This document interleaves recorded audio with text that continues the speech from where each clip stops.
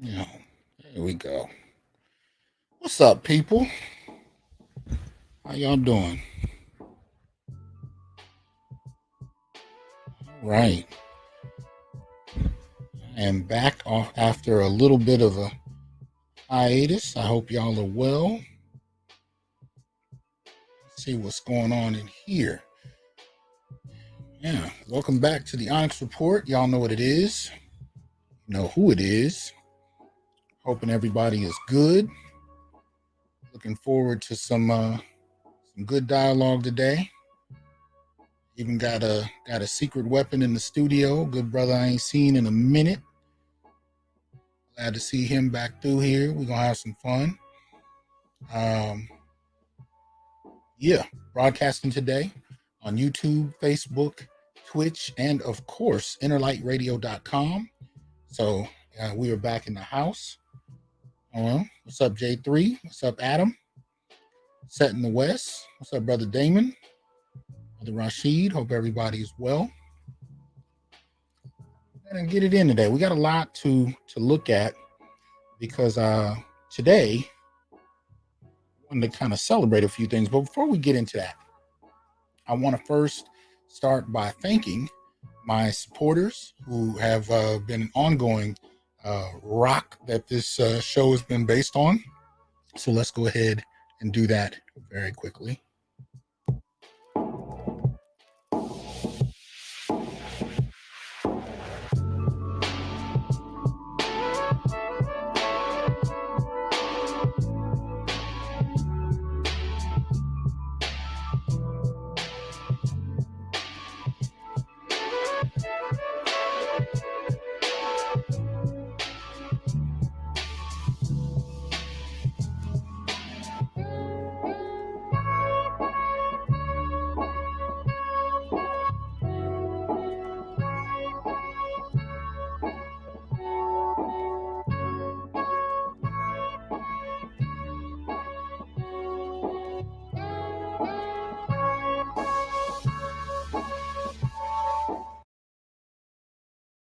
All right.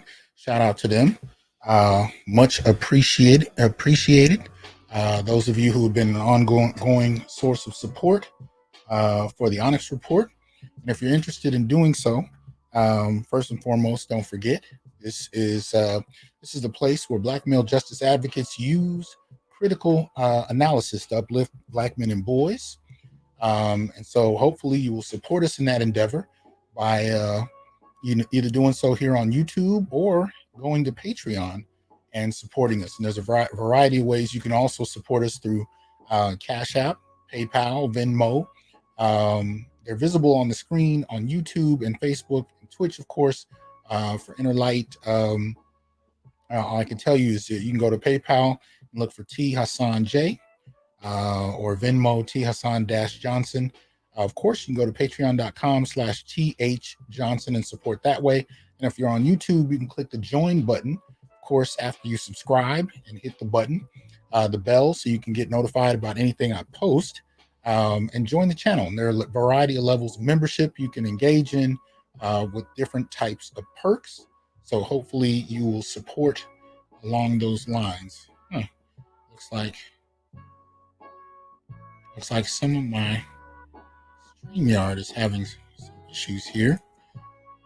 Okay, that's weird. Okay, hopefully that works itself out. Might have to be creative and access it another way. Hold on a second. Okay. Yeah, because it looks like the comment feed is pretty slow for some reason in StreamYard. I'm not quite sure why, but it looks like it's a little frozen. So bear with us. Y'all know these technical issues tend to pop up, and it is what it is. Shout out to Mike Ferguson. What's up? Brother Ron, Prince Johnny. I'm listening. Mr. Donnie Mack. What's going on? Barry. What's happening? Jay Cleveland. Kay. Jay All Day. Wesley. Right? Hybrid. What's happening? CR Frank. Trap. what's going on? Busy Mike, what's happening? Yeah, man. And this is an interesting week, man. A brother just turned 47. So I got a lot of birthday love on social media, and I want to say I appreciate all of it. Thank you very much. It went a long way. As I slept most of my birthday, it was quite enjoyable, all considering. Because sometimes you just need it. Okay, hold on. What the heck is going on? All right. Man, it's all kind of technical stuff going on today. I'm not sure what's happening. But I had all of this, kind of dealt with. All right, so we working it through. We working it through. Slowly but surely, we are working it through. So anyway, had a couple of thoughts that I wanted to share. A few things, and a lot of it started at random, but I'll say up front to let you know what tonight is about. In many ways, tonight is a celebration of aspects of the Black male image in media. Now, that does not mean that I think the Black male image in media is perfect. Appreciate that support. No one, thank you. I don't at all think that the Black male image is perfect at all, but I do want to have an evening with some people I respect, namely y'all, and talk about some of the things we did either enjoy or thought was well done in regard to the Black male image. And so this kind of started at random this last week. It was a real random kind of thing. And it started with, because it's October, and every time it's, my birthday month, there's all the horror movies are playing on TV. Shout out John for that Cash App. Appreciate that support. So all the horror movies are, and I'm a horror movie buff. So, I like to watch them at 2 a.m. when it's pitch dark in the house. And so I was watching the latest Halloween, the reboot. Actually, it's really a sequel. They just ignored every Halloween except the very original one, right? But I'm watching it, and I actually had a chance to be reminded of the performance of this young man, real young cat. And I remember when I first saw the movie in theaters, he kind of stole the movie for the time he was on there. He played this little kid who was being babysat, just before his babysitter gets killed by Michael. And he was cute, but he was sharp, And I'm watching it, and Michael finally shows up. He's been trying to tell people there's something in his closet. Didn't nobody believe him. When Michael finally shows up and he starts killing his babysitter, this kid is standing on the stairs in the house, and he took one look and he was like, nope. He took off. He said, I'm gonna go get help. And he barreled out of the house. Appreciate that generous support in this Delta guy, MS Delta guy, excuse me. So he bolted down the stairs. He was like, nope. And he ran out, and there was another dude, her boyfriend, the babysitter's boyfriend. He was going back and forth about whether or not he should go upstairs and help her. And this little kid was like, look, I think his name was Julian. He was like, don't go up there. He just told him, don't go up there. You're going to get killed. And he took off running. And, I'm dying in the theater. And it was the first time I'd actually seen that. But I had to shout him out, man, because he was so good in that moment he was there. And it got me thinking. I was like, I haven't really done a celebration of the representations that I did like. So that was one of the first ones that kind of got me thinking about it. And y'all also know that last week, or it might have been, no, I think it was the week before last, because I don't think I did a show last week. So we were talking about Melvin Van Peebles. And by the way, Melvin is actually, he's one of the reasons I wear my hat the way I do. I just found out about his passing like 5 minutes before my show, so I really didn't get a chance to honor him the way I normally would have.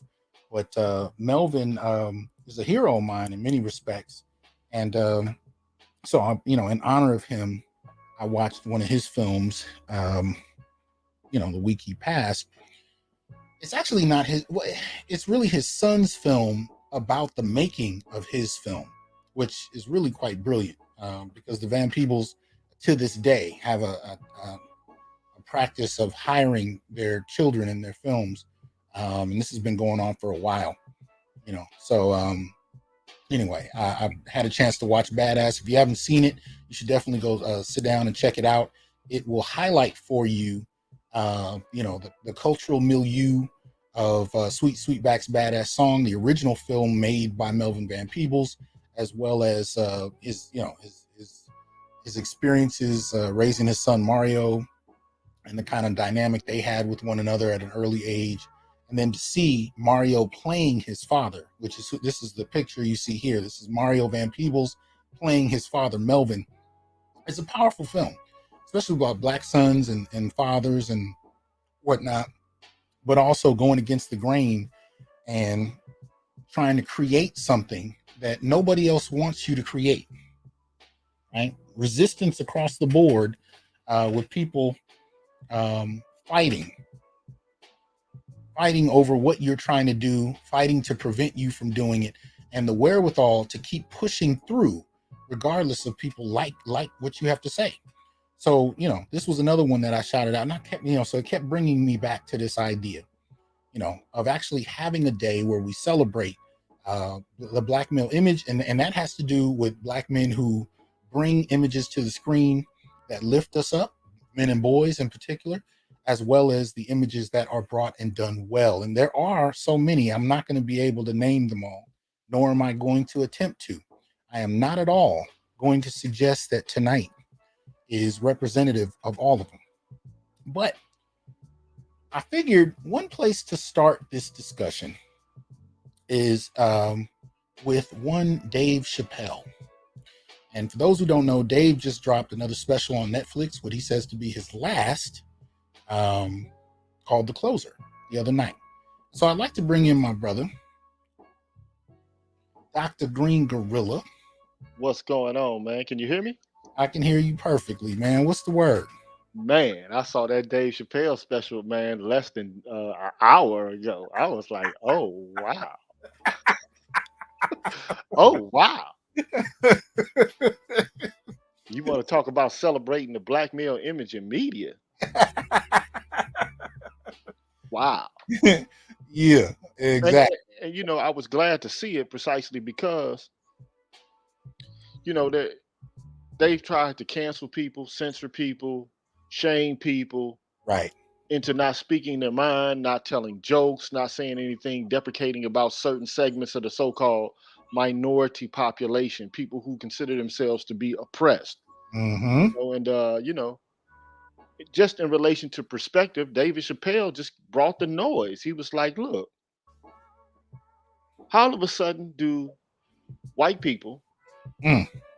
and gay people can be racist? One of the things he made mention of, right? Right. How all of a sudden are they able to cancel people who belong to the actual most oppressed group within the context of the United States and its history? Like, how is this playing out? And it's identity politics, and he's putting it on blast. Right. And he's making race the paramount issue, as Mm-hmm. if it's just all of a sudden disappeared because, you know, you got people from the trans community, the LGBTQ community, Mm-hmm. and various other people, man, that have to, they have this mindset that they're above reproach. They can't be critiqued. Mm. And he just brought the noise. And it's like, I mean, the ending is what was most significant to me. Okay. And I don't know if people have seen this. I don't know if there may be spoilers here, but you might want to pre-warn people about this. All I can tell you is anytime we do a movie review, it should be understood that there's spoilers. But I feel you. I'm letting people know there's going to be some occasional spoilers. We're not going to go scene to scene, bit for bit, anything like that. But it is what it is. Go Right. ahead, True. man. But what's significant to me is that one of the most you know salient features of what he said was that these people are claiming that Black entertainers are punching down by Yeah. making claims about them Yes. and their gayness. Yes. Yes. And it's, you know, Absolutely. it's almost as if race is unimportant. It's almost as if we've overcome that hurdle. It doesn't really need to be spoken about anymore. You know, like who has the most privilege, like a Bruce Jenner Mm, or the baby? okay. I Right. mean, think about this. Right. Who's had a more rough go of it in American culture and society? And Mhm. I'm not saying that people who are white don't have issues and problems. I mean, you know, they're human beings, and so they Mhm. have issues and problems as well. Mhm. But as it pertains to the same kind of structural issues that black folks go through, especially black men, you can't compare the two. Yeah. You know, it's non-comparable. Okay. Right. So you know, I'm just glad that Dave Chappelle came out and said the things he said, because ultimately this group of persons, man, this political action group, the LGBTQ Q community, and you know the ACLU and other groups, they basically try to censor anyone. Like if you say anything about us, if you poke fun of Mhm. us, if you Mhm. joke about us, which is what comedians do. Right. Right. And if they can't do it, nobody can do it. Like if a comedian can't make light of what is ugly or what is problematic or what is politically, you know, up in the air, nobody can do it. Mm. And so, you know, they've attacked comedians, they've attacked rappers, they've attacked actors, they've attacked a whole host of persons. And the whole idea is that these people are punching down as if the most weak group in the country are gay people, Right. which Right. is absolutely, it's ludicrous because the vast majority of gay people are white people. Well, and I think Dave hit that too, because one of the things he pointed out was that race is kind of, as far as the perception of it, race is downplayed when it comes to us, but it's very much in effect when it comes to the LGBT community. And one of the things he laid out was that when stuff gets difficult, they cloak their whiteness back. They jump back into whiteness, and it was an interesting way that he kind of pointed that out. And it reminded me, you remember when Richard Pryor did something similar? I don't, you got to refresh my memory on that. Well, Richard, because everybody, if you don't know at this point, you should if you read his biography. But Richard was gay, or bi at the very least. And at one point, he was invited to, a kind of it was kind of a demonstration performance that the gay community was putting on. It was mostly, from what I understand, white men, gay men, and they invited him up there to talk about it.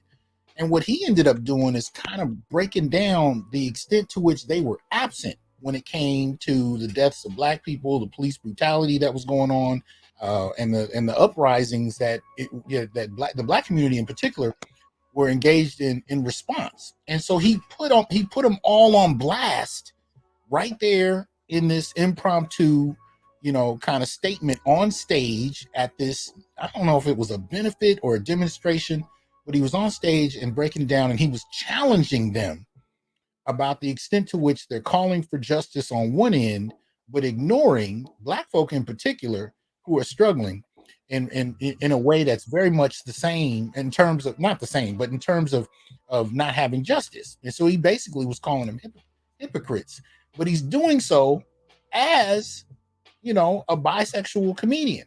So they couldn't eliminate him on the basis of what he was saying, and at the same time they were incensed by it.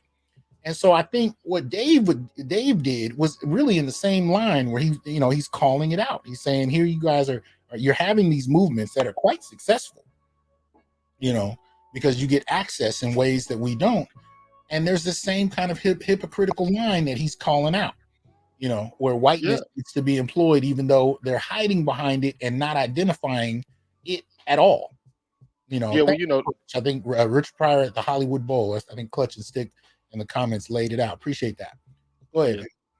Yeah. So, you know, this is the problem that we've been discussing and talking about ad nauseum, you know, especially since I got on the air. You know, I've been talking about Yeah, the man. LGBTQ community and how, you know, they're using Wait a minute. Appreciate the support, Malika. Good to see you in here.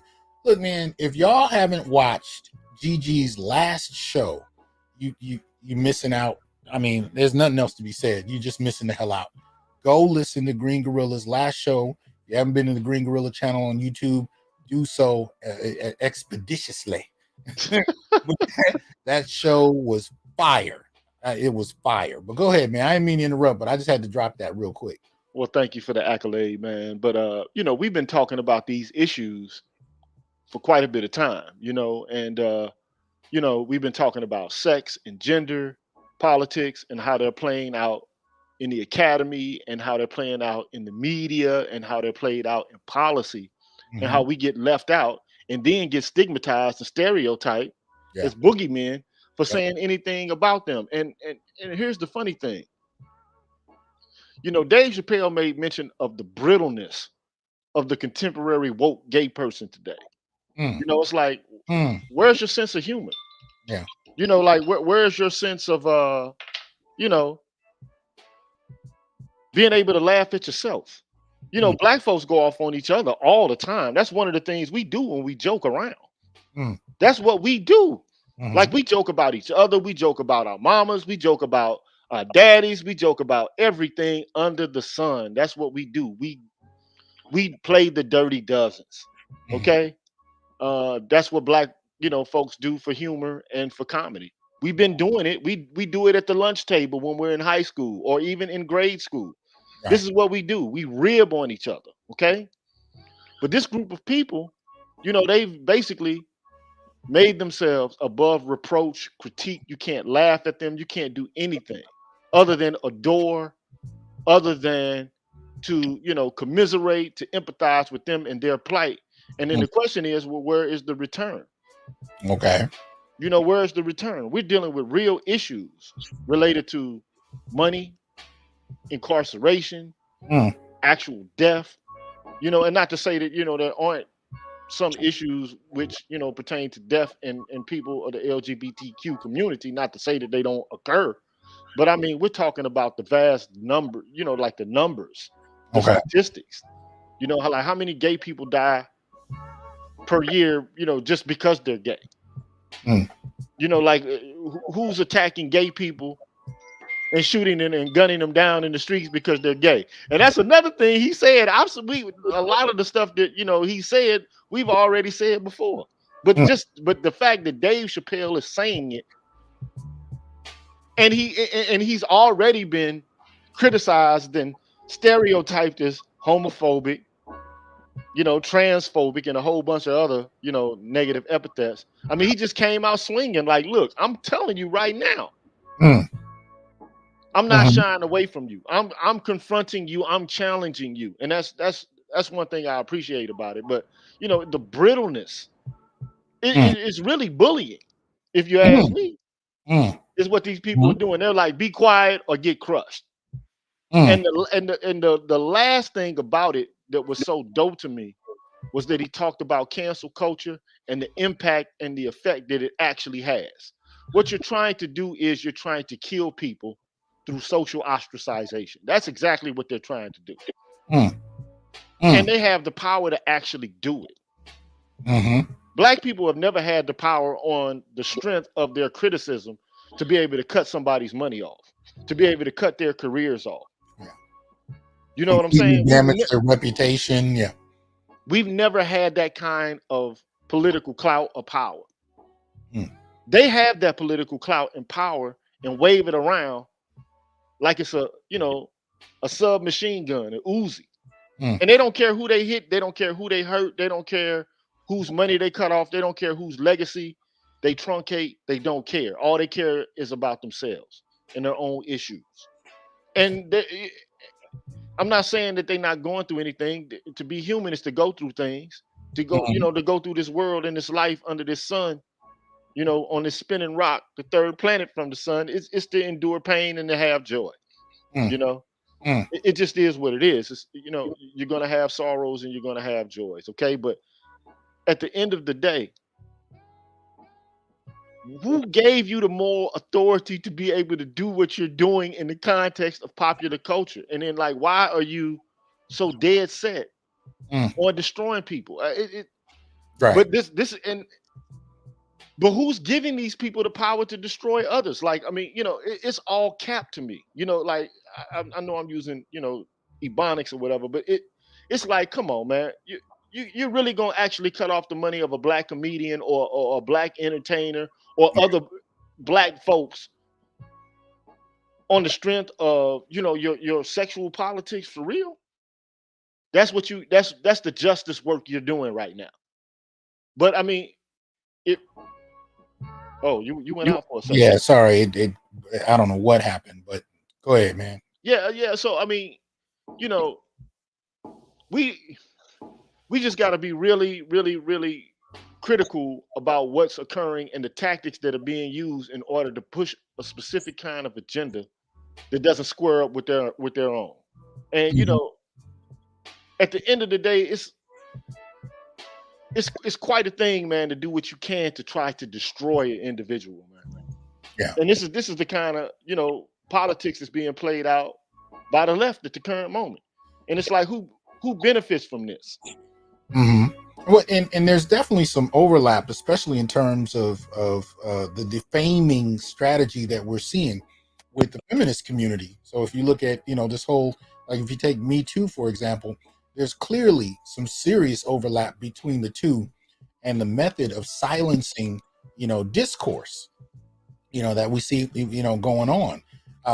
And one of the things I like about Dave is his willingness to engage, and he's doing so in a fairly humanistic way. He's not saying, I know everything, you're wrong. What he's saying is, let's engage in a dialogue, and I'm gonna say some shit that's gonna make you uncomfortable from time to time, and it is what it is.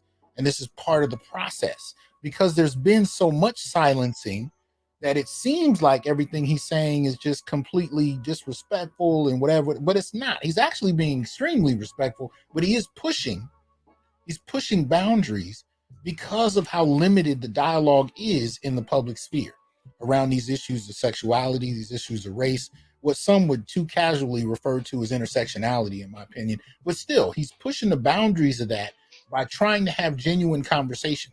And one way he's trying to engage in genuine humanistic conversation is when he talked about the relationship he had with the trans comedian. Now, I'm not going to go into the story. I'll let y'all check that out.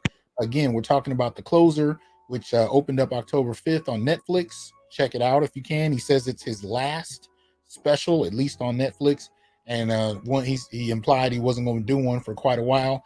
But at the end of the day, he does tell a story about a relationship he has, not a sexual relationship, just a professional relationship, really almost even a mentor-mentee relationship with a trans comedian. And he talks about it in terms of having some pretty hard conversation, even on stage. Which, if you watch a number of his last specials, especially the ones on Netflix, there's a lot of dialogue with the audience and a lot of back and forth. He's not just tearing down different people. He's talking about them and he's joking about them, but he's also thinking and reflecting at the same time and inviting people to a conversation that they're not allowed to have anywhere else. And so I commend him on the willingness to do that. I actually appreciated his way of engaging in that way. It's one of the reasons I wanted to talk about him today, because what I'm celebrating is not only the courage to say what others are afraid to say, but also the willingness to engage it in a humanistic fashion. I mean, he even talked about having that dialogue where, people had to invoke their humanity and say, I'm having a human experience in this. That's part of the way he's approaching this. And I actually appreciate that. It made the discussions and the things he was talking about more lively to me, because it wasn't just, a diatribe. He wasn't up there just, talking mess about any group. He was saying, look, this is a human experience, but at the same time, there's some shit that you're doing that's foul. Yeah. And he's willing to also question himself. He will step back and say, well, sometimes I fucked up. I may have to grow. I may have done this wrong. And he'll show you how he's made a mistake, course corrected, acknowledge the ill, and then we'll turn around and still critique the person engage. I appreciate that, because that's the type of reflexive analysis we do have to have, where we can question our own motivations in the midst of doing something, but still articulate what our issues are as we go through them. And so I appreciated that. Yeah, I appreciate it as well. They dared Dave to do this. And, for the most part, they try to silence everybody who doesn't pet them. Okay. And Dave is like, look, you're not going to silence me. You're not going to cut me off. You're Right. not going to, you're not going to choke me to the point where I can't speak. No. Exactly. You're not going to shame me away from the stage and basically direct my content. And one of the things that he said was, that I'm not going to be led in this way, because when it came to the $50 million bus, I got off of it. Go ahead and tell it. So if you think that money is the issue here, I'm not worried about that. And then he went off on poor white folks quite often. It's like y'all not as rich as me. Okay, I've already made it. Okay, like just to let y'all know, like, I am rich and famous. Not to be, and he is. I mean, like, let's just be honest about this. Okay, right. He is, and he's letting people know, like, look, you got a certain group of lowbrow white folks, who are just angry. Like, he's basically challenging this whole angry feminist narrative and this whole angry feminist disposition. Like, so what? Mm-hmm. I don't care if you're angry. You act like we're not angry. Like, we ain't upset about some things that are occurring in this culture and in this society. And one of the reasons that he brings it up, and this is what was masterful to me, it's like, y'all are not listening. The only thing you're hearing is yourself being called out. Yeah. But you're not listening to what is going on with us. You know what I'm saying? Like, I mean, even the skit about the transsexuals or whatever the case may be, wearing pumps in New York or whatever the case may be. He basically said, look, if you listen to the joke, you would have understood that we're getting killed. Yeah. You're getting gone off on. You're having some uncomfortable moments here and there.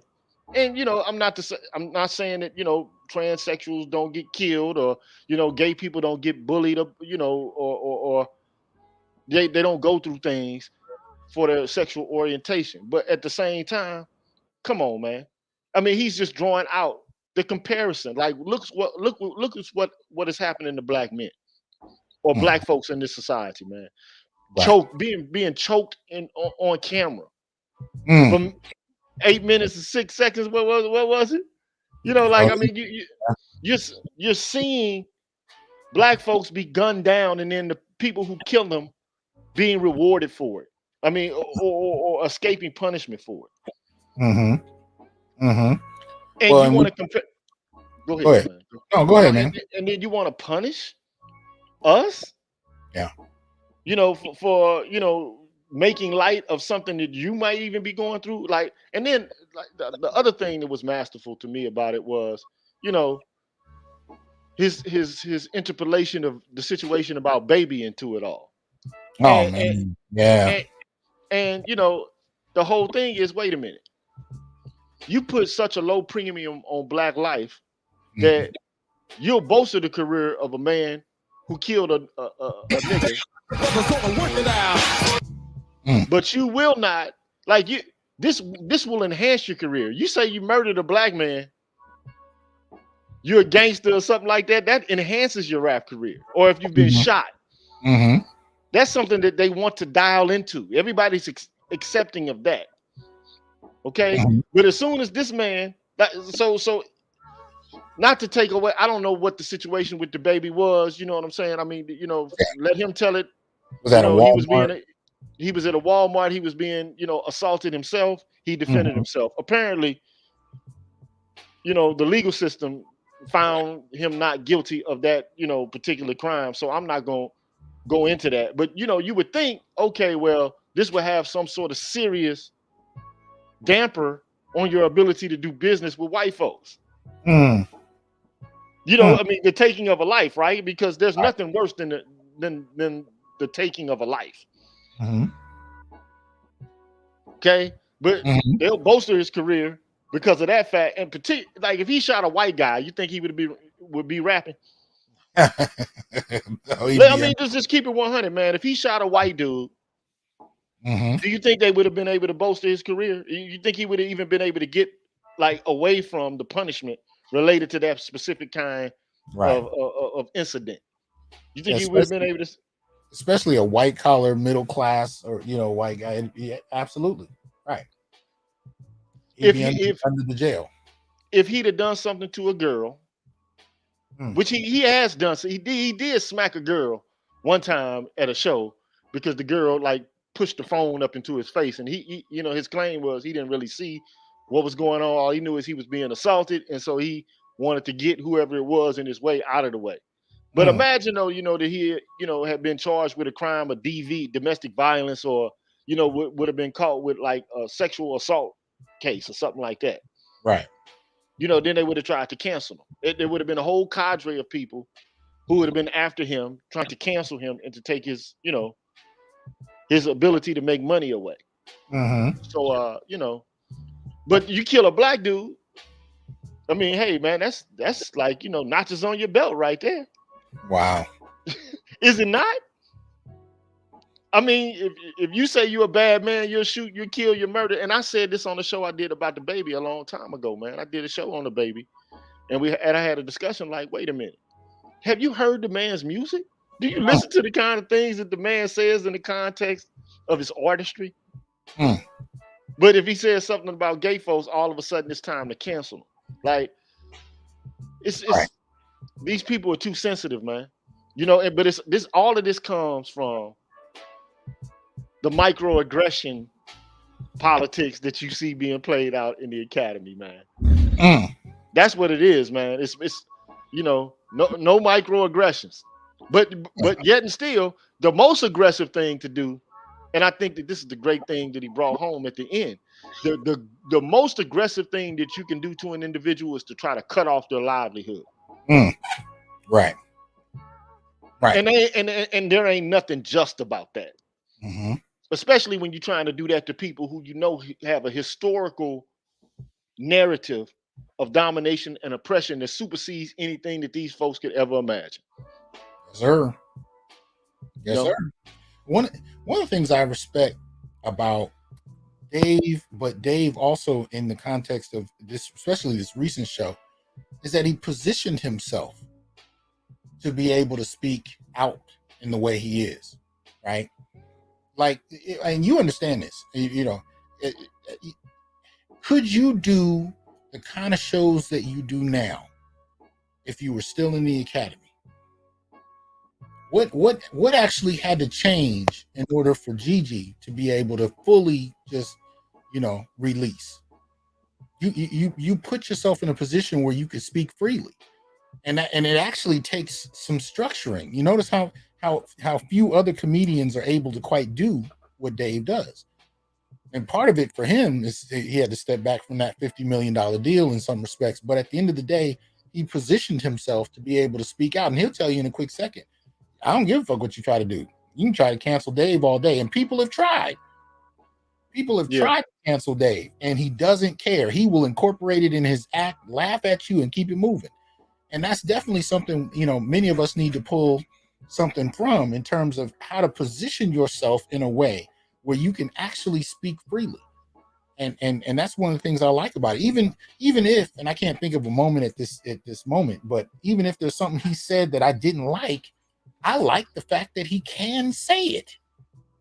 And how many black men do we know that can do that and not have to worry about being out on the street tomorrow?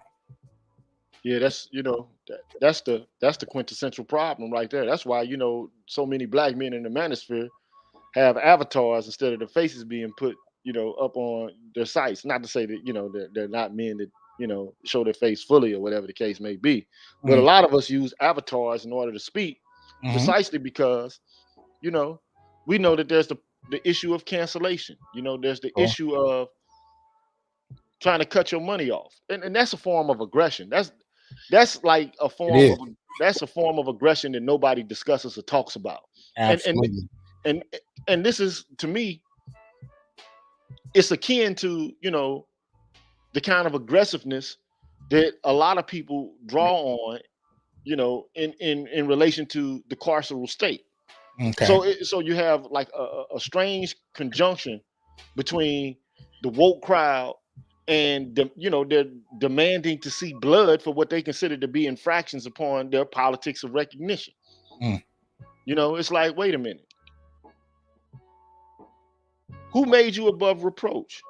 Right. When did y'all become so soft and brittle? And this is why his allusion to Stonewall was important. You know what I'm saying? Like when he talked about how, the gay people from Stonewall, they were on a different, a whole different mind state than the people of today. Like but that may primarily be because these were men. You understand what I'm saying? Like there's a difference between the way men go about whether they consider themselves to be women, because of their gender politics or whatever. But there's a difference between the way that they approach fighting for justice and the way, like the woke feminist crowd goes about trying to fight for justice. These people want to actually stand in the street and fight and tell you, screw you or fuck you if you got something to say about me. The other wants to use the carceral state and the corporate state in order to either cut off people's money, Right. to cut off their freedom, or to create social death for them. You understand what I'm saying? And so, how can you align yourself with what you know? And many people in the academy know this. The carceral state has been absolutely brutal in its treatment of black men. We already know this. I mean, from the inception of the carceral state Yep. in the United States, we know how it's been used as a means by which to destroy us and to cut off our livelihoods. Right. Okay. So for them to use it so freely and to then justify their use of it is, to me, tantamount to saying, okay, you know what? We will kill you. We will destroy you. We will take you out. We don't mind doing that because you've offended us or you've done something to us. But we've gone over these issues, brother Dr. Johnson, man. We've been over these issues ad nauseum. There's nothing being done to other segments of the black population that ain't happening to black men as well. Right. And black men have not aggressively been seeking to incarcerate, ostracize, or to cut off other people's money. They just want to be heard. And when the conversation is even beginning to take form, they find a way to cut that conversation off and to silence even that. Absolutely. So it's like, wait a minute. You have all these apparatuses or apparati at your fingertips in order to be able to create all kinds of confusion and to block all kinds of progress in our lives. And you do so in the name of justice. But you never sit back and you reflect on what you all are doing and the actions and the toll that they're taking on us. And that's the issue. So even when it comes to DV, that's why I did that show yesterday. You understand what I'm saying? So the show was basically about how what is amplified now in the public was something that, like, the proponent of sexual politics and sexual positivity in the academy, right, what she considered to be hyperbolic. Like all of this stuff about kids being, manipulated and forced into sex trafficking. That's hyperbolic to Gail Rubin. But now it's the main premise for which all kinds of punishment is being meted out. And I saw that article, that link that you had in one of the posts that you made. Who primarily gets arrested for these crimes that are so-called allocated towards traffickers and so on and so forth? Who gets really actually arrested for those kind of charges and crimes? Right. It's black men. Yep. But here's the rub. Black boys have the earliest sexual debut of any other demographic in the United States. Yes, sir. So if it's the case that we have an issue, like everybody's, up in arms about children having sex at an early age and the kind of psychological damaging effects it can have on those persons, then why is it that it's like par for the course for black boys to be broken into sex, Mm-hmm. Yep. or any boy for that matter? It's like like you go through the stories, on over and over and over again, how some school teacher is basically having sex with like a 15 to 16-year-old boy, Absolutely. Absolutely. and then they never even call it rape. They never really actually call it sexual assault. For the most part, they just basically say, she had a sexual relationship with X, Y, and Z child. Like, come on, man. Like, Well, and go ahead. but the only thing I wanted to do with that show was to demonstrate that, the way that legislation gets passed, and I think Gail Rubin is right about this. The first thing they do is they make an appeal to youth that are valued. Okay. Okay. Youth that are valued. So you talk about little white boys, he's valued. Okay, Chad, he's valued. Okay, or you want to take the term from Dave Chappelle show, Clifford. Okay, Clifford's life has value.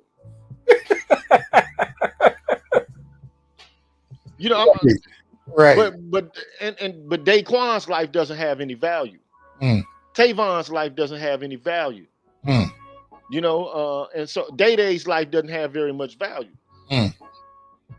So, but right now, there's this competition over who actually does or doesn't have value. So you see, girls, or everybody's up in arms when something happens sexually to a young girl. Right. Right. Okay. Especially if the girl is younger than 15, 16 years old, everybody's up in arms about it. Something happens sexually to a 12 or 13-year-old boy. We don't revisit it. We don't talk about the harm it causes. And then people don't even understand the impact that has on other people within the community. Because if you make a boy sexually active at 12, 13 years of age, what are you doing to him psychically that might make him at some point return the favor because this has been normalized to them. This is par for the course. This is a normal practice. Now hold on. First, shout out to 2Triv for the Cash App. Appreciate that. I'm gonna give you two examples where we can see black males vulnerable in very particular lines in relation to gender and sex that few people talk about. Right now, this is the first one. This is the first one. I don't know. Have you had a chance to see this? This was come on, man. I saw that, man, but that's just man. That tripped me out when I saw it. I'm like, come on, man. Right.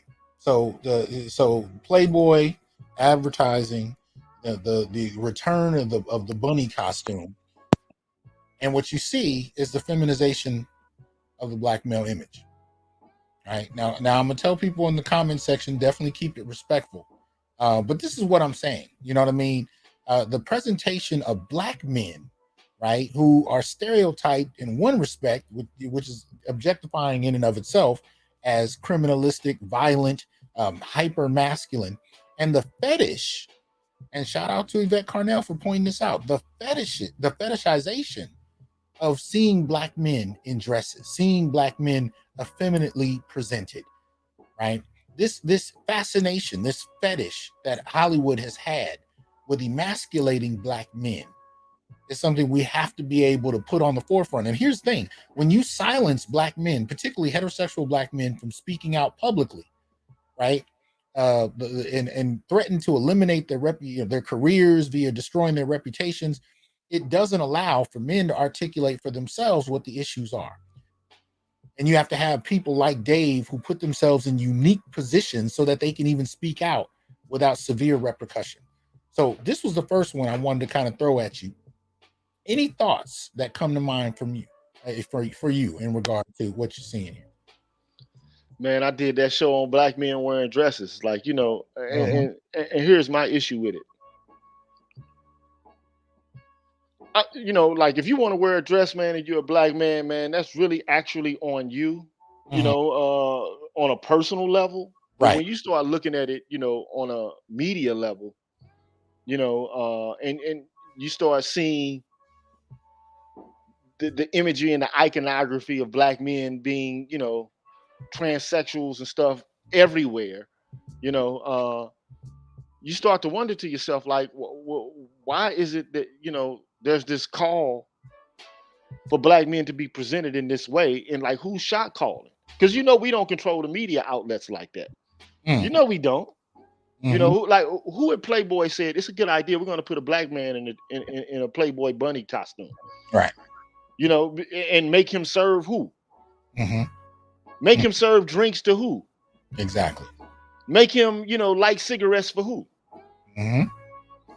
I'm just saying, because we already know what the Playboy lifestyle is about. I mean, I remember the Hugh Hefner magazines, back in the day when I was a young kid, and I remember the so-called Playboy lifestyle and what it meant and it symbolized and the significance of it. So what does this really actually symbolize and signify, other than, black men serving the sexual desires of white men? And how often do you see other groups of black men or other groups of men effeminized in this way? How often do we see it? Man, look, I ain't gonna say I ain't never seen white guys in dresses on television. Right. I'm not gonna say I haven't seen it. But I don't, not that I haven't seen the vaudeville acts and stuff like that, where men put on dresses who are white, like Milton Berle put on a dress, and a few other comedians in the white community have put on dresses. But you don't see it to the same magnitude that you see it in the black community. This is like par for the course. It's like, hey, this is a rites of passage. Like all the major actors, they ain't going near, other than Denzel and who else, man? I don't think Forrest Whitaker put on one, or Morgan Freeman, I don't think ever put on one. But I mean, that would break my heart to see too. But I'm just saying, in relation to but the serious actors don't do that, okay? But those who have comedic bents, they, it's almost like it's a necessary ordeal that has to be undergone in order to, make people laugh to get money. To project this image of, being, feminine, or playing the role of or projecting the, the role of what black women do in the context of black culture. And when you see it, it's almost always these men who are dressing as women are always like gynocrats. Like which one of them is not? Right. Shanae is the sapphire. The same old tropes. Yes. It's like Medea is that, that authoritarian grandma figure, in the hood, who basically slapping little boys upside the head, if they say something or do something that she doesn't like. And she's definitely out of the sapphire tradition as well. But yeah. And so, when I think about it, I think, okay, well,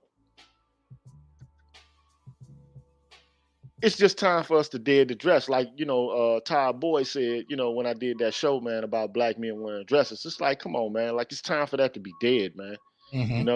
That's just my viewpoint on it. Like, I'm not, like, especially for men who are heterosexual. Right. You know what I'm saying? If you're a heterosexual man, it's not compulsory for you to put on a dress for laughs, man. Well, this is the first of two. I told you I was going to show you two. This is the second one. And this is it starts with this particular tweet, I believe. Yeah. And I'm going to show you an image that accompanies it. But this tweet reads, "It's hard to replace your soulmate, though. I've cheated on my wife twice and accidentally killed her cat. She got pregnant by our marriage counselor, kept the baby, and sliced my throat open in a fight. All that, and we're still together. Y'all can say it's struggle of, but we took a vow," right? So you see that, and the very next image that's associated with the tweet. Wow. His neck he's got scars from 2 slits across his throat. About 2.5 inches apart. 2 slits of his throat. He took this picture and associated it with it. So in the first image, the first set of images, we were looking at the emasculation of the black male image. In the second set of this tweet, we're looking at a man who's talking about bidirectional, intimate partner violence to the degree that he's almost killed. His neck has been slit twice. This is what we're talking about. We talk about black male vulnerability. You talk about the representations of black men and what we're allowed to see, what we're not, and how we even conceptualize what is a normal relationship. Look at what he said. All that, and we're still together, right? But other groups have been socialized since childhood to know that if somebody even bothers to put their hand on you, that's supposed to be the end of it, right? Black men, we often wear this as a badge of honor. And so And that's the issue, man. Like, nobody socializes us into not accepting BS, man. Bullshit. We're the quintessential, everlast bags of everybody in the black community, but nobody wants to talk about it. But we're called like the progenitor of all violence and all pathology in that community, but nobody pays any attention or scant attention to any negativity or pathology exhibited or directed towards us. And it's like, okay, well, how many times have you been taught if a woman put her hands on you, call the police? That's the first thing you do. Exactly. No. I guarantee you, if a woman is told, okay, I guarantee you, if a woman is told, don't call the police, if a woman is told you fight for yourself or whatever the case may be, or you take it, whoever tells her that's going to be excoriated. Excuse me. But like when it comes to us, you can deal with that. You ought to deal with that. You need to take on that. This lets me know you love me. I mean, all of the gaslighting, all of the excuses, all of the rationalization that would be directed the other way if a woman was told this, gets like projected onto us. Like, you have to accept this. This is what you do in order to handle a black woman. And if you can't handle her, you're not worthy of her. Well, and that's what Iyanla Vanzant used to tell black men, that you need to stand in it with her. And this is standing in it. Word. Man, let me tell you, man. Like, I don't really watch Iyanla Vanzant.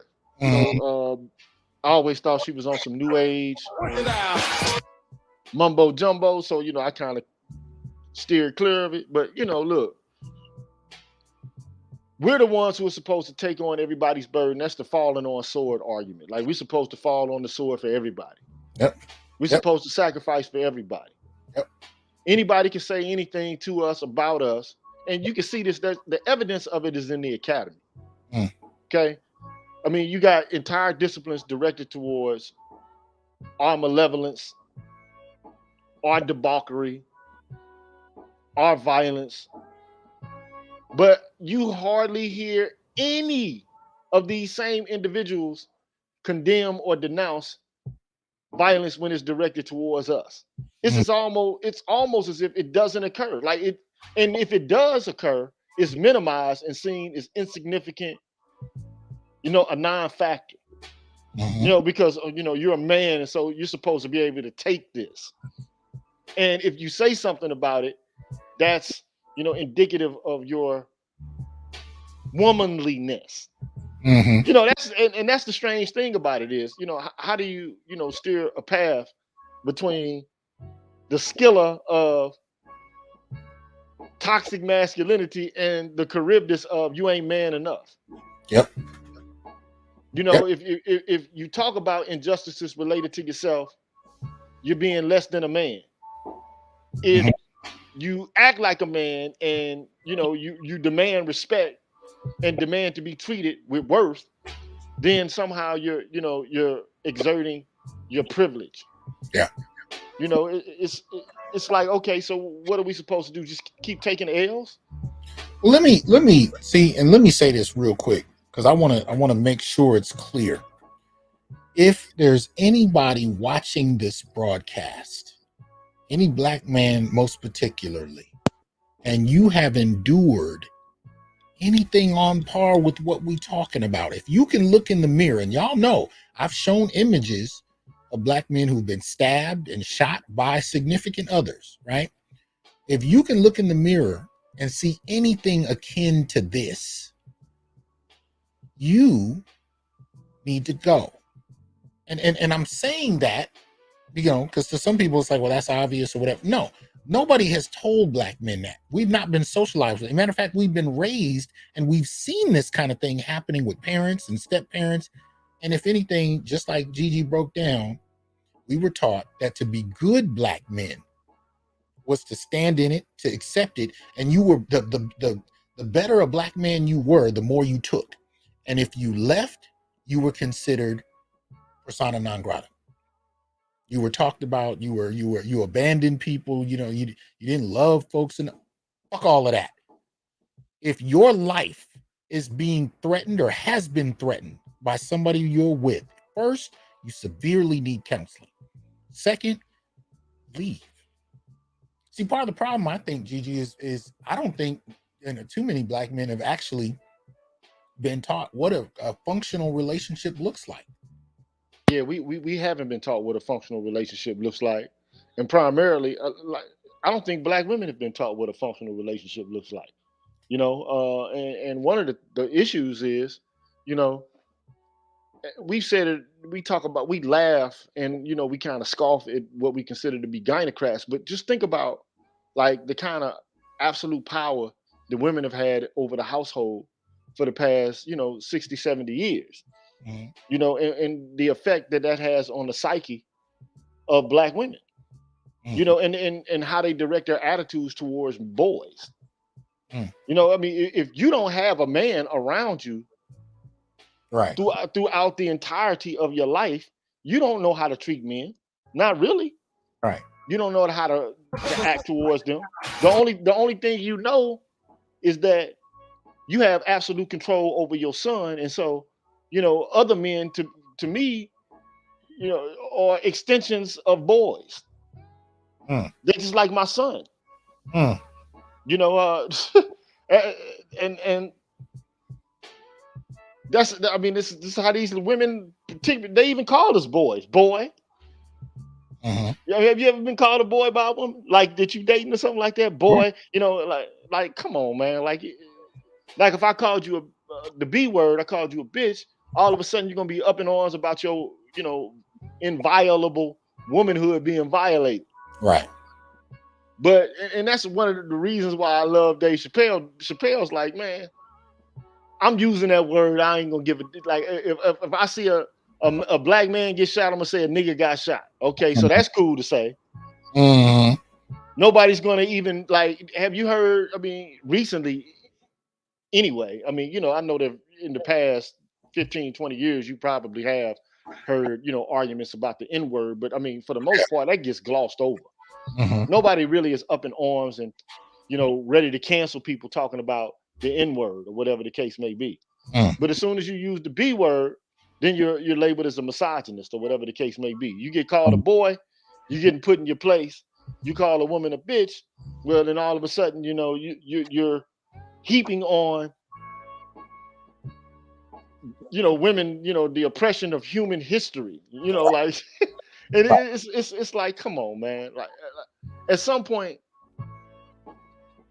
everybody's become so brittle. Everybody's become so cupcakeish. We live in a culture, man, of people, man, who are using shame and guilt in order to destroy. It's like Yeah. McCarthyism, man. And Yeah. that's why I read that article from Gail Rubin yesterday. See, we actually read the feminist literature. We don't just pick through it and gloss over it from blog pieces. You know what I'm saying? So, like, and one of the startling things that, was contained in it was that, okay, so most of this, sentiment of being up in arms about sexuality in and of itself, for the most part, comes from Victorian England and purists. Yeah. In the late 19th century, basically creating boogeymen and scares over things that really weren't there. Mm. So when you, but then the question is, well, how contemporarily, how can you have a pioneering feminist scholar talk about this and then justify doing the same, using the same tactics of people you consider to be oppressive related to sexuality, then and then use it on us? Mm-hmm. How can you justify it? That's why I did that show. Like, to me, it's bad faith.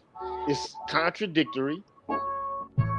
It's basically, I use any tactic to get what I want. And the tactic is, I think, what David Chappelle mentioned at the end. The tactic is to destroy Mm-hmm. and to use the state apparatus in order to destroy. And this culture has always allowed for the destruction of our demographic by means of the state. And so the issue is with me, like, hold on, wait a minute. You say you're a justice advocate, but you're a justice advocate only for issues pertaining to yourself, and you're not looking at this whole thing holistically, and you don't care to look at it holistically. All you're trying to do is take, and the white woman thing, man, is something that's beautiful that Dave Chappelle talks about. Like, hold on, wait a minute. He didn't really put it in the language that I put it in, because I basically call them colonial settler white women, man. Because they were colonists just like their men were. Exactly. They settled on this land just like their men did. Right. They bought and sold slaves just like their men did. They erected statues to the generals who fought to maintain that way of life. And sought to extend their family's wealth on the backs of slave labor and participated in exploiting folks who were enslaved. This separation of white women from the institution of slavery has been, I mean, it goes back to Bill Burr and the Gucci booted, kind of positioning of white women. It was a master stroke. I don't even know how that, I mean, it happened so smooth that you don't even conceptualize white women when you think of slavery for the average person. But it's intended that way. Exactly. And, our issue is, if anything, you feel sorry for them because they position themselves as living in gilded cages during slavery. See, they've aligned themselves historically with black folk in that they struggled, even though there was no connection, but they were in gilded cages, so they suffered as well. Man, give me the gilded cage. You mean to tell me that I ain't got to do nothing other than to look pretty, and to buy some shit and to keep my mouth shut? Like, I mean, let's just be honest. I mean, I guess it can be stifling, to some degree, but the history of white women and their involvement in social and political activism belies the whole idea of the gilded cage to begin with. As far as I'm concerned, like, you think white women weren't actually active in their sphere? Like, I mean, they were active in it. Like the prohibition. The role they played on the plantation were often administrative roles alongside being in charge of education of youth. They were actively participatory in the plantation development and expansion. They had a role to play. They often helped negotiate deals with other plantations. I mean, white women weren't sitting around drinking tea and wearing pretty dresses and crying about, being oppressed. They were active participants. You know what I mean? But that's the shift in the narrative. But I want you to finish this point because there's something I want to get back to. Go ahead, man. So, for the most part, you have these colonial settler white women who all of a sudden escape from any kind of scrutiny, and they take on above and beyond anything else this lofty, hyper moralistic attitude that they say they want to get rid of. Because I mean, all they want to do is to be treated equally, right? That's why what was masterful about Dave Chappelle also in this show was that he says, I didn't know what the textbook or the definition of feminism actually was. So, upon having learned what the definition is, I would regard myself as a feminist. Like, if I go off on a guy and, make jokes about him, why are you above reproach? Why can't I talk about you? And then he talked about how Susan B. Anthony and, other, women who were at the forefront of the suffrage movement, how they use race as a means by which to jettison themselves into a position to where they were receiving boons above and beyond what was actually on the table. I mean, it's been going on that way, man, ever since the suffragette movement. It's like, okay, how dare you let these black men or black people, it doesn't matter if they're men or women, whatever the case may be, how dare you let them in the line first before us, your mothers, your daughters, your sisters, your cousins. How dare you let these baboons, these apes, these brutalizers, these coons, these niggers, how dare you let them in front of the line before us? Right. And so, that's what gave birth to the birth of a nation. That's what gave birth to the Klan.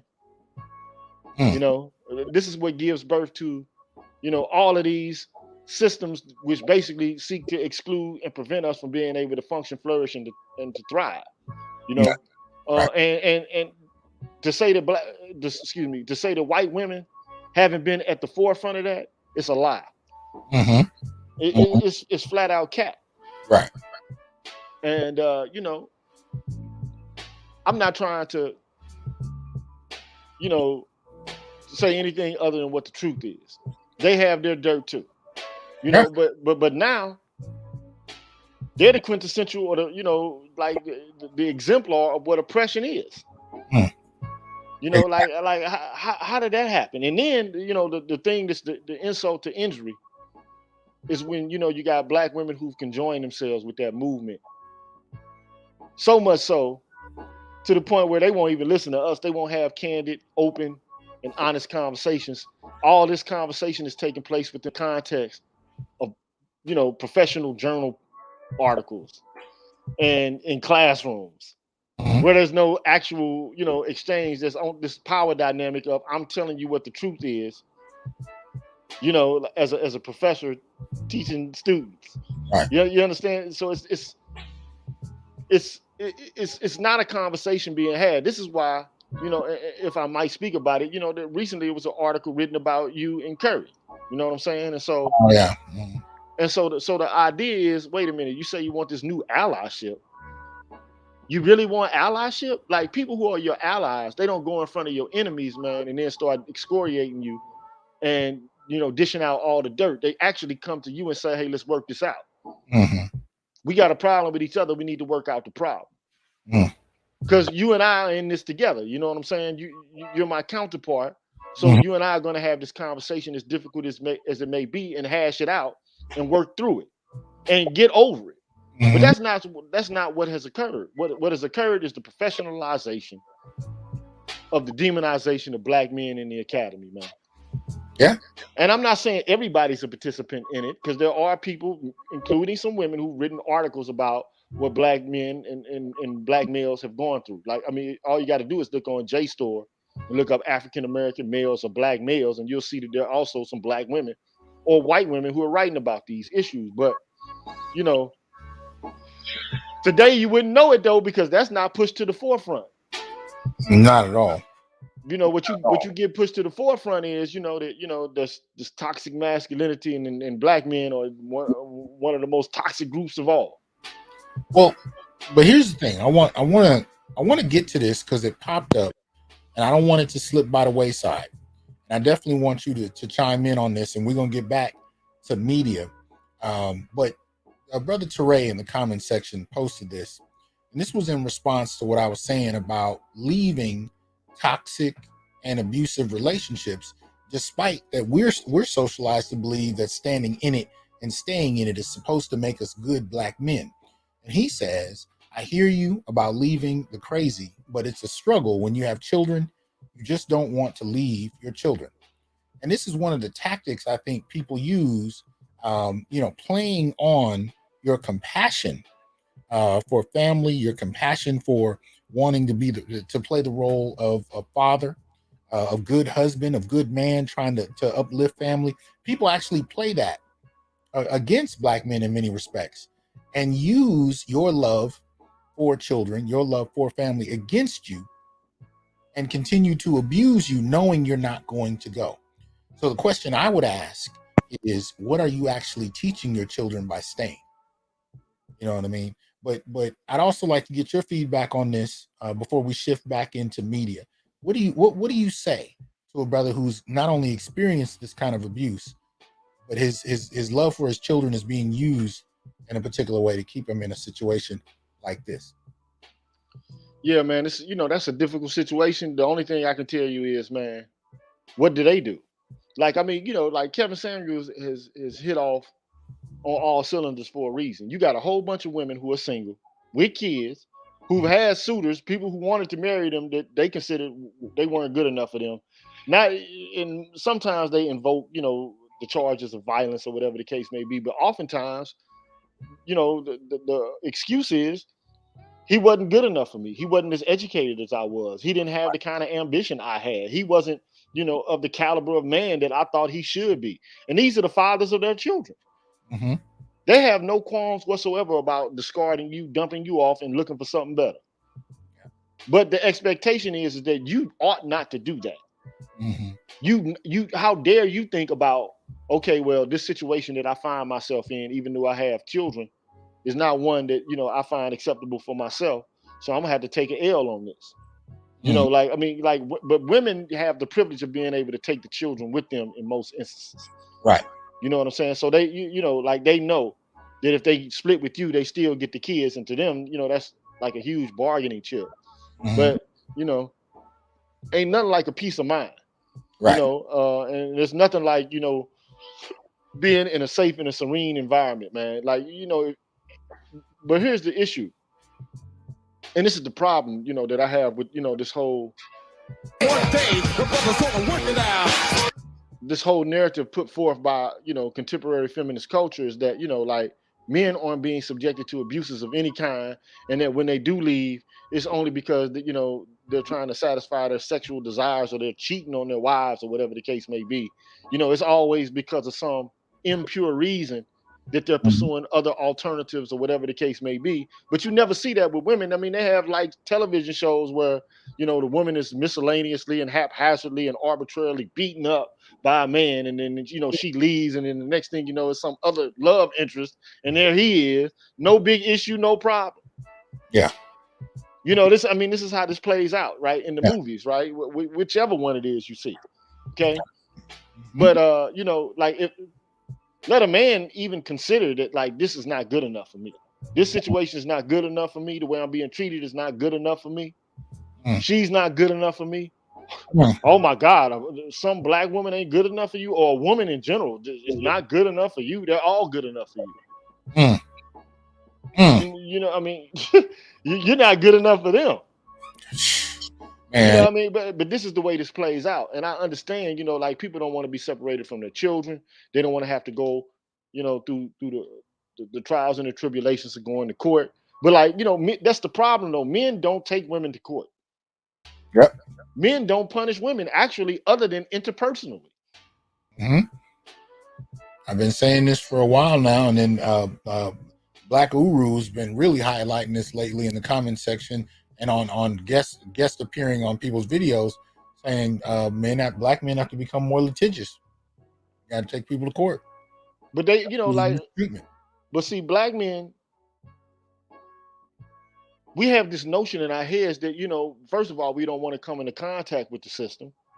We know that it's not really actually necessary to engage or invoke the system, but it's becoming necessary because if you're going to use those kind of tactics, and it's an aggression tactic is what it is. Mm-hmm. Now, I'm not saying that in a lot of instances, women aren't being abused. It could be, but but in the vast majority of instances, we know that it's not. Okay, like, this notion that like there's some woman who's just being arbitrarily beaten in her home, that's cap, man. We already know this. There's so many years of social scientific research that demonstrates that's not how DV goes. But the narrative keeps getting pumped out to us through popular culture. I mean, this is the standard, like, and so when you try to tell people that the rates of abuse in the black community in particular is not equal, people look at you strange because they've never heard that before. But it's not even equal. Women are doing it more.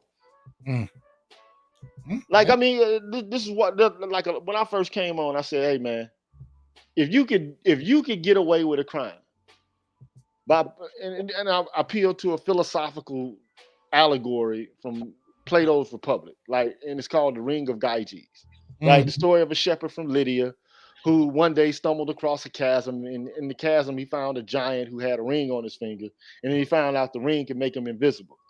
Like if you had that kind of ring, which means ultimately the ring is an allegory to you being able to get away with something but not be punished for it. Okay. Because nobody's going to hold you responsible or accountable for what it is that you're doing because they don't even know what it is that you are doing, right?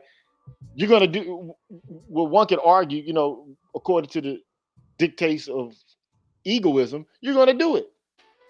So if the system is in place, you have an incentive to, misuse arbitrary power.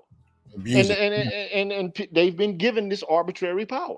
And then the narrative is an excuse for a lot of predators to be able to do whatever it is they want and to escape any scrutiny whatsoever. Right. And to not even bat an eye or lose a night of sleep over doing something vile and destructive. And then they'll get, high five, be given parties about how they destroyed and brought some, to be quite honest, like what Dave said at the end, how they brought a nigga down, they cut off his ability to eat. Now, if that's your goal, man, I was brought up on hip hop, man, from the golden era, man. You either build or destroy. That 5% of knowledge. Like what y'all doing, man, out here, man? Y'all building or destroying? Right. Right. I see a lot of destruction out here, man. Like I don't even like the people, who claim to be advocates of justice. Like, what are you actually using or utilizing as a means by which to make the situation better? All you're doing is making an appeal to the carceral state and to retributive justice in order to solve a problem that can't even be handled that way. Because first of all, we're not even looking at the problem objectively. Mm-hmm. So, what is the aim here? To me, it just seems like, and I said this before, man. Now, can people be in an epistemic position or be, operating by a paradigm that's under crisis? Yeah, it can happen. You know what I'm saying? It happens all the time in science. It happens all the time in academic disciplines where you got one paradigm that's paramount, and then, there is a crisis at some point, and then it calls for, a revolution within that, that discipline or that, that area of study or whatever. But I just think, at the current moment, man, it's a lot of places in the academy and activist organizations for people to carry out, man, some of their most base desires, man. And that ain't gonna that's not solving issues, man. That's not making the community healthy. Right. It's just not. But that's where we are, man. And unfortunately, I don't see it changing. Unless we got more people like Dave Chappelle who are willing to say, hey, look, cut out the rigmarole. No, you're not going to silence me. You're not going to cut me off. If you try to shame me, I'm going to call you out on your BS. And I have more information at my fingertips than you do. Right? And that's what I hope to be able to provide to the people who listen to my show. I'm like, hey, man, look, here's the source of some of this stuff that you see contemporarily in our culture. Here's the academic source. So then you can peruse that, even if you just got to listen to it from me, because I'll read it to you. But see, I think what you're hitting on is something that I'm hoping that Dave's shows do, and something that I'm trying to do today by celebrating Black men in media, and that is to inspire people to push to the next level. So if Dave is out there saying, look, I position myself so that I can speak freely, hopefully others will pick up on that cue. Similarly, if we point to media examples, whether it's in front of or behind the camera, hopefully it's a matter of pushing. I mean, hell, even making videos on YouTube is part of that gesture.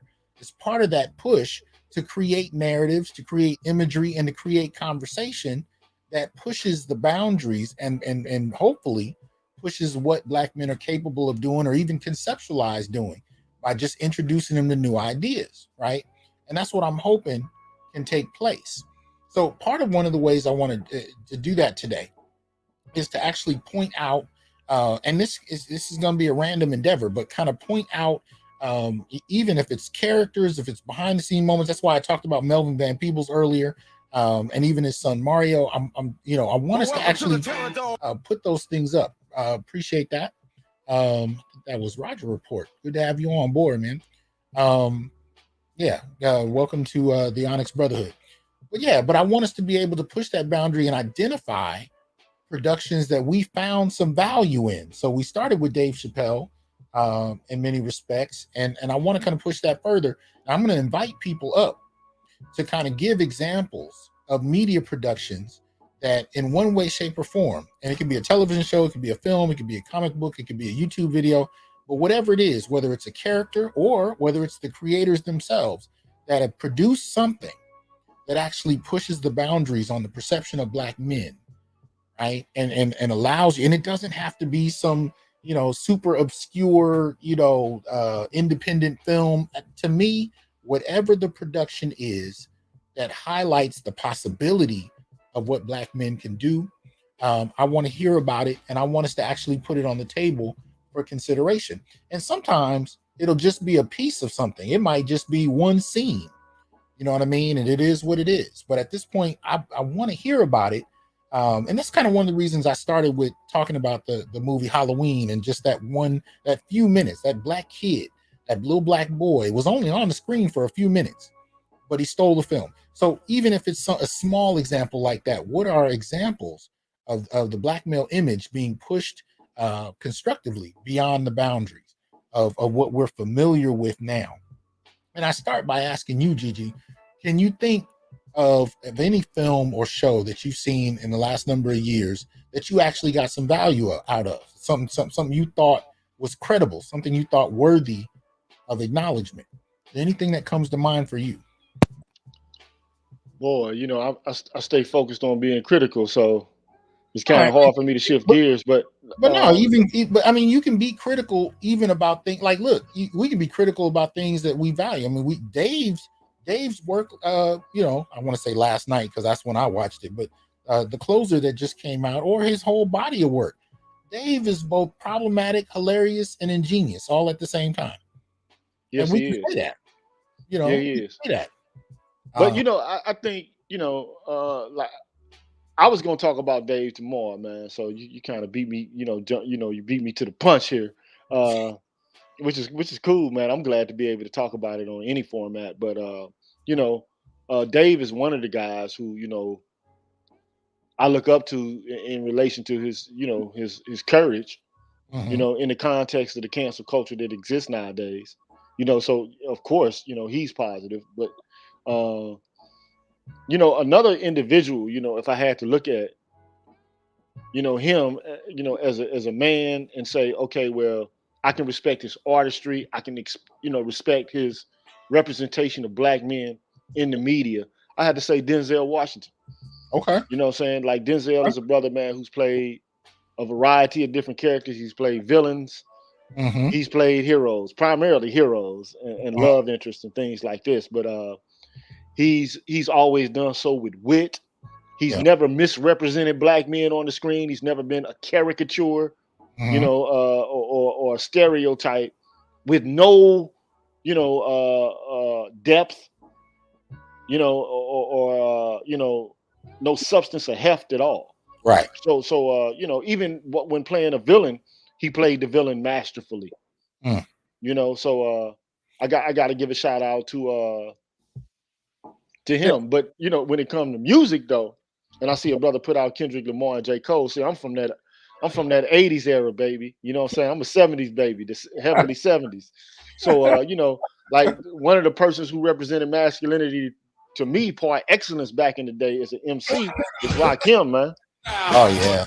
Oh yeah. No You question. know, Rakim was never cheesy. He was never, he never appeared to be gimmicky. He always seemed like an upfront, straight up, upstanding guy. Like somebody like I would like to emulate him in relation to artistry. Mm. So Rakim would have to be, in terms of hip hop, one of those quintessential male figures who I would say, yeah, He's an ideal. He's an exemplar. Now let me see. Now I put up a couple things. Charles Dutton is one of my favorites. Bill Duke, Charles Dutton. You talking about brothers I have a great deal of respect for. So I just had to acknowledge that because somebody put that in the chat, and I had to agree. But even what you were talking about, Rakim is definitely one of my favorites. As far as hip hop is concerned, and when you brought up Denzel, I was thinking about what hit the news this week, where there was an altercation between him and the leading actresses in Grey's Anatomy, and she was talking about how Denzel directed an episode of the show, and she critiqued another actor's performance, and Denzel got frustrated about it and checked her, and she started to cuss him out. And the interesting thing about that dynamic for me was when they went back and forth a few times, and I can't remember the woman's name. I mean, I can find it. She's one of the, I think she was the lead character early on. I don't know about the show. I ain't watched it, in years, but they went back and forth. And at one point, she was talking about, "I'm going to go tell your wife." It's interesting. You got to be kidding, bro. I'm not. She threatened to go talk to his wife to put him back in line because she felt he was getting out of the way. Yeah, thanks, Prince Johnny. Ellen Pop Mayo or whatever. Pompeii. I don't know what the hell her name is. But at the end of the day, that was the thing that caught my attention. She was going to go tell his wife because he was acting out of pocket in her assessment. So, man, come on, man. So in other words, you're going to tell my mom. right. You're going to tell my mama. That's right. Because that's, to be quite honest, that's the way that people perceive Black women, in the context of marriages and relationships. Like, they are our mothers. Yeah, and they direct their activities within the context of the household. And that goes to the boy dynamic you pointed out. Man, look. That's just white women using white tears to get what they want. That's right. And, there's too many women in this culture nowadays, man, as far as I'm concerned, willing to, band together to do what? To excoriate, to denigrate, and to, somehow bring a man down a notch. Like what is that supposed to be about? Like, you're going to tell my wife? Like, my wife is not my mother. And even if my mother tells me something, once I reach a certain age, that's it. Like, she can advise me and give me counsel, but she has no power over the direction of my choices. Right. You know what I'm saying?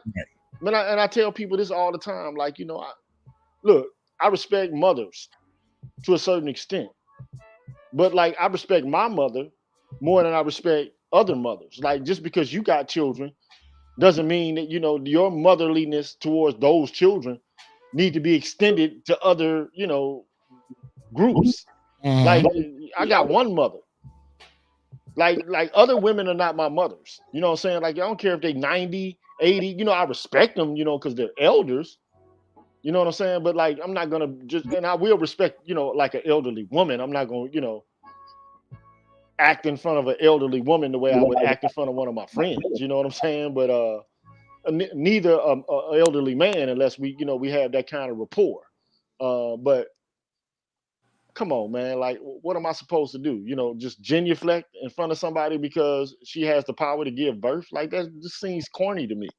Well, just to let people know, I dropped the link in the chat, so you can come on up, and we're talking about media that uplifts Black men in some way, shape, or form, or at least represents our human condition in a way that is on point. So I just want to welcome Brother Ian. What's up, man? Peace. How you doing? Good, man. How about yourself? I'm wonderful. GG, what's up, bro? What's good, brother? Hey, chilling. Hey, man, my father, he always loved Red Fox. So yes. Yeah. And that's the thing, man. Even behind the camera, Red made a lot of room for other Black artists that didn't get a shot without him. You know what I mean? So, in front of the camera, he was a pioneering genius as far as comedy. Behind the camera, he opened the door to a lot of Black folk even being able to be seen. Yeah, he actually put on the dude who did Karate Kid. Yeah, Pat. What's his name? I want to say Pat Fujita, but I don't think that's right. Okay. I know who you're talking about. Yeah. Yeah. He said, because he was talking about it, he said he had, gave him money, gave him a loan, put him on a show, you know what I mean? Everything. Yeah, and even his arch nemesis in Sanford and Son. Esther. Oh, Pat Morita. That's who it was. Okay. Pat Morita. My bad. Oh, But yeah, Esther, absolutely. He gave her a shot. I mean, he pulled her up. She was doing her thing, but he gave her a lot of visibility, right? So people could actually sample her genius. Yeah. And she was a comedic genius. Yeah. She really was. Yeah. Yeah. So, that was a great down to earth show. Mm-hmm. In the father son dynamic, I mean, over the years, I kind of understood why my father liked it so much. You know what I'm saying? Because it does give you that fatherly, down home kind of feel. Absolutely. Shout out to Stylus. What's up, man? And definitely shout out to BGS in the comments section. I put your link in there in the email a long time ago, brother. You ought to know. And shout out to LAR Movement who shared the show as well. Thanks a lot, brother. But let's continue. We got Malika up here. What's up, man? Peace, gentlemen. Peace, GG. How y'all doing? Peace. Good. Give us your thoughts on some of this, man. What do you think? What are some productions we should acknowledge? I'm gonna go on a few stratospheres. Definitely James Amos' portrayal as James Evans Sr. Okay.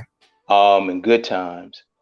And they had to take him out the second season because he was such a powerful, but he didn't like how the way it was going, so he wanted to make them not be in such an oppressive mode, but Norman Lear wanted to keep them in the projects. So James Amos stood up and said, well, I'm out of here. I don't want to keep portraying us in this negative light. But I remember seeing that show as a kid, and I would ask my mom, my grandmother, why is this man so angry? And they said, he's not angry. He's just speaking his mind, his truth. And I remember seeing it. He was a strong, masculine man. He didn't put up for anything. He was hardworking. He was doing his best. I remember one time they needed some rent money and James was laid off. Yeah. And they didn't know what was going on. And it was the episode he went to the pool hall and he got lucky and he came with a bunch of money. And, Florida Evans playing the mammy role, shout out to Esther Roll, rest in peace. But, we all in the hood. At least he got the money. But she's like, James, you shouldn't be doing that. And she was just, mammy facing and pie facing it. And even then, the red pill part, I was like, okay, but he got the money. He did what he had to do. From me and you and Charles and Gigi's era, I got to say Chuck D and KRS-One. And I would say okay. I would say Big Daddy Kane, and I would throw Rakim in there. And those are my top four. And reason why I say that because back then we saw masculine men rapping. But I would say KRS-One and Chuck D. You saw masculine men rapping, but they were talking about establishment, but they were also talking about educating black men. And they were doing it fearlessly.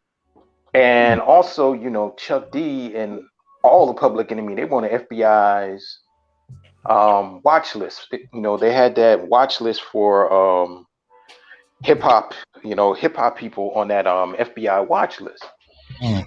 But these were men that made you feel proud of being a man. Yeah. Strong masculinity. Unapologetic. Unapologetically masculine. Weren't afraid to just the swagger and the energy that these men had. Which we don't see today and which has been stomped down. You said Charles S. Dutton. I love rock. because Rock was a blue collar man. Shout out to Baltimoreans. I know Charles put that out there. But Rock was a sanitation worker. He Yeah. held his family down. Him and his brother would go at it. You know, Joey'd always look down at Rock because he's a sanitation worker. Right. You know, and his father was a retired Pullman porter, and his wife was a nurse. These were blue collar people. But his brother, you know, was a musician. He was a on again, off again working musician. Right. But you saw Rock hold it down. You saw him that he cared about his family. He was the patriarch of the family. And you know what? And I can say that paradigm I've seen a lot. When I started to actually meet some of the artists, the hip hop artists, performers that I had a great deal of respect for, I was surprised to find out how many of them depended on a spouse or a family member who was working an everyday job. Because when you get down to it, especially during this last year in the pandemic, a lot of these cats, you know, we discovered how many of them really live off of live performances. And when those performances dry up or they don't have an opportunity to, or they're between albums, they're often relying on a school teacher. You know what I mean? So Exactly. so Rock portrayed that well. And I do want to briefly say, as far as Esther Rolle, I agree with you about the way they, you know, definitely wrote her character. She was all kinds of problematic to me. But I do got to say, behind the scenes with Esther Rolle, if it wasn't for her, there would have been no James. Exactly. Because she wanted him. She wanted James Amos. She said when she saw James Amos give the audition, she said, "That's my husband." Yeah, because they wanted a single mother for that. And yes. Said, no. She said, "No, I need a husband. I want a husband." She said, "I'm not going to portray what is common." She said, "I'm not going to be a mother of 3 children struggling." No, she wanted a husband. She wanted to project that. I will say a last person. This hit me when I was a kid. Richard Roundtree's portrayal of John Shaft. And reason why I say that because and it was just I even look back on it watching it when I was a kid. You saw a man of masculinity. You saw a man that went up against white people, went up against the cops, went up against the mob, anybody that wanted to check him, but he still got the job done. You know that phrase, "Who's the man you can depend on 10 times out of 10?" And but here's one great thing about that. Help me out, gentlemen. The great author that wrote The Learning Tree. Come on, GG, help me out, brother. Got me blanking. Hold on. Caught me off guard. Well, anyway, he was a great author, and he I'm sorry, what'd you say, brother? You got me blanking too. Gordon Parks. I'm sorry, Gordon Parks. Oh, okay. Yeah. Now, Gordon Parks directed that, and he specifically tailored that role for Richard Roundtree to be masculine, to be in charge. He said, "I want all your clothes to look great. I want you to walk in and like that perfect scene where he's walking on Broadway, you know, and he's walking in between cars, and like when that car hit him and he gave the guy the finger, that was actually for real. He said, "I want you to walk like you own New York." And Richard Roundtree was like that. And, you know, back then at the time, they only had a certain amount of time. And this is during blaxploitation. This is guerrilla filmmaking. And he's saying, "You're going to walk on Broadway, and I want you to walk like you own New York." And he did that. He said, "And this is what I want you to do as this guy." But I remember him with that leather suit, sliding in on the rope with that 38 and shooting. I said, "Who is this guy?" And I'm like 5 or 6 years old. And I was like, but I never seen nothing like that. I never seen that. You know, I'm used to seeing John Wayne, you know, used to seeing white guys doing that, but I'm seeing a black guy just doing that in this cool leather suit and just pulling out his 38 shooting. I was like, wow, and this is cool. And he wasn't a pimp. He wasn't that. He was a private investigator, and he had his own office uptown. And I was like, get the heck out of here. And the last I got to say, Chadwick Boseman, rest in peace. Okay, shout out to Chadwick. Yeah, Chadwick, absolutely. Because he, in his time, in his short time that we had, he did 4 great roles, 3 of prominent men, 1 of a fictional. but he did them all justice. And even in his last role, his last visual role, Ma Rainey's Black Bottom, that was even powerful. Yeah, it was. But the way he carried himself as T'Challa, and the way he gave justice to Marshall, to Jackie Robinson, and definitely to James Brown, this is where you're seeing that, like how Gigi said, Denzel Washington, the masculinity, even as he did the good and the bad with these characters. Yeah. And it's just a testament of where we could see that there was positive black men. He didn't wear a dress. Mm-hmm. He didn't sell out doing something crazy. He didn't do the cocky black male role. He wasn't trying to be the buffoonery. He actually showed his chops as an actor and respected his craft for that. And he gave us positive masculine roles. Oh, absolutely. And brothers are going ham in the comment section, naming people left and right. So if you're not, seeing this, there's some beautiful examples that cats are pulling up. Tim Reed, Robert Townsend, Joe Morton, who's played in everything from Brother from Another Planet to Justice League. You know what I mean? Exactly. But I got one for you that I know nobody mentioned yet. That's Sidney Poitier. Yes, sir. They call me Mr. Tibbs. I see Sidney Poitier. What's up, my brother? But he's important, especially because he was the first black actor to slap a white man. Thank you. I was waiting for you to bring that home, man. I was waiting for you to bring that home. Yeah, the movie was in the heat of the night. I think it was 69 where he did that. It's like the white man slapped him, and Sidney Poitier was right there with the police. And slapped that white boy right back in his face. Like, hold on, man. But Gigi, what did the white dude say? Gillespie, you're not going to do anything? Exactly. So, and Sidney Poitier looked at Gillespie like, yeah, motherfucker, we going to do anything? I'm a cop. I'm a higher cop than you. Yeah. Look. So, Sidney Poitier, and while nobody will say it now, even Bill Cosby, man. Oh, yeah. You know what I'm saying? I was going to actually say that. But you just had to take the wind out of my sails. Sorry about that, man. You go ahead. I'm gonna be quiet. Okay, I have to go with Bill because people forget about, even though it's before my time, I Spy. Yes. Way before the Cosby's. Okay. And even the movies what he did with Sidney. Man, I still watch that shit. Me and my mother still roll off of that.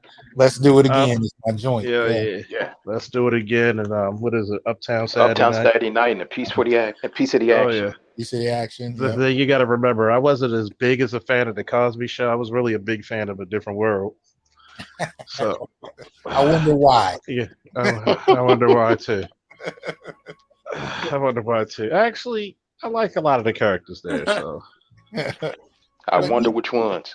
But we gotta also and I have to give a shout out to you gotta love Mr. T back in the 80s. Gotta love him, especially when he beat Rocky's ass. Yeah, I hated the end of that movie, man. I always play that. I always play it backwards, so it always have a happy ending.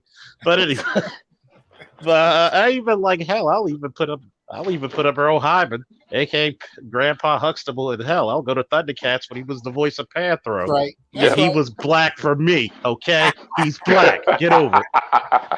He was the strongest. He was the master of all fighting arts, and he was the smartest. Out of a space wreckage, he built the damn tank. You can't get any better than that, okay? Oh, we forgot about Michael John White, Black Dynamite, Spawn. The most kick-ass black man in the last 20 years. So but before Michael John White, we had come on, say it. We had what's the name? Mr. Kennedy, Jim Kennedy. Jim Kelly. Jim Kelly. I'm sorry. Man, that beautiful Afro man. Now see, wait a minute. See, I've been trying to get in, but Marvin Sewell. You, David. Marvin Sewell beat me to it in the comment section. Ivan Dixon, Sam Greenlee, and Lawrence Cook, Spook who sat by the door. That was Exactly. And I'll even say, brothers, and we can't forget about Wesley Snipes, Yes. Oh, yeah. Hey, Avery man, I Brooks, was about to say that. always bet on black. Avery Brooks, Fred Williamson. Come on now. James mean, Earl You know what? Jones. I'm gonna give.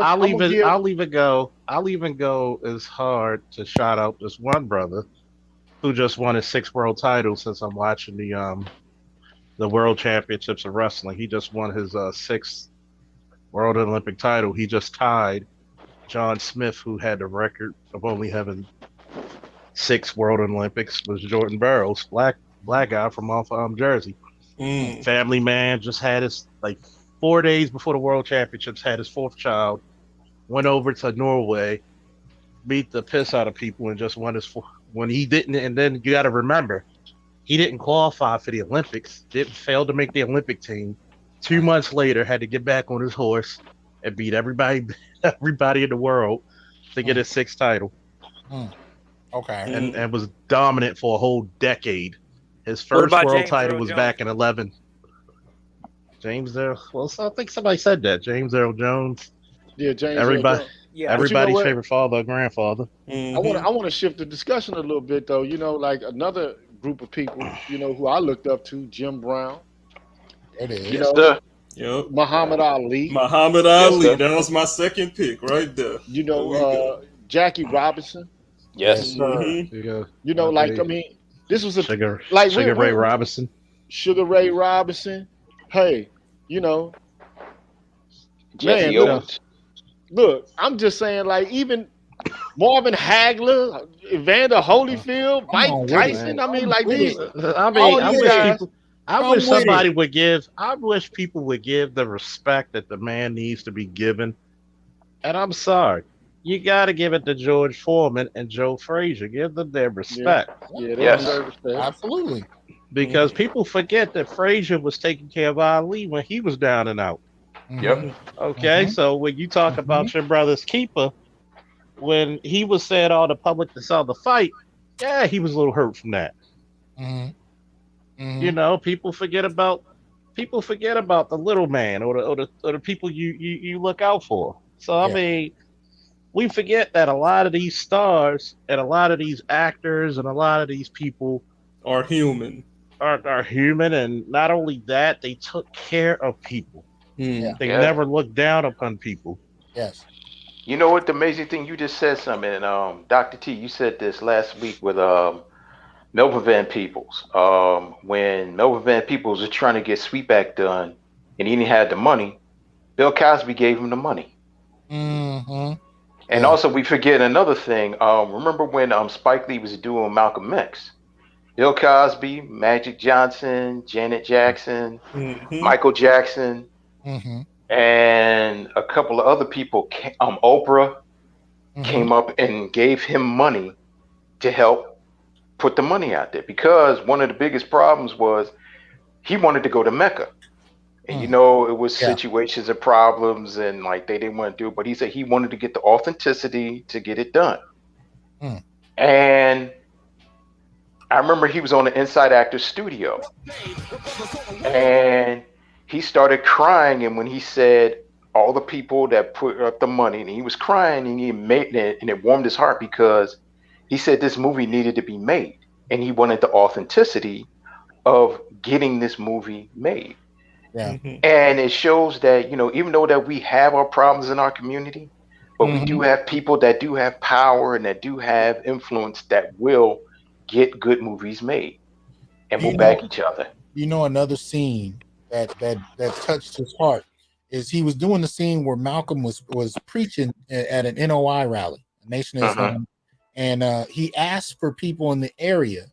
I'm pretty sure it was New York, but I don't remember what's. I think it was New York, but he asked people to come down and be and to stand and to be extras in the audience for that scene. You know, so if you remember that scene, it was a Nation of Islam rally. It was all nation people in there for the most part. But he said in that scene, when he called people, he called through I think it was a radio station to have people come out. He said he was shocked at how much support he got, and it filled that room. And when you watch that scene, knowing that story, it kind of gives you a whole nother layer of warmth. You know what I mean? people are, I want people to know this. People are still writing names in the comment section. Being Rain, Red Fox. People are still putting in names, and I'm gonna tell you one thing, good doctor. A person that a lot of people, especially in the DC area, you forgot about. People forget about. Even though I'm Baltimorean, but people forget about Chuck Brown, Marion Yeah. Barry.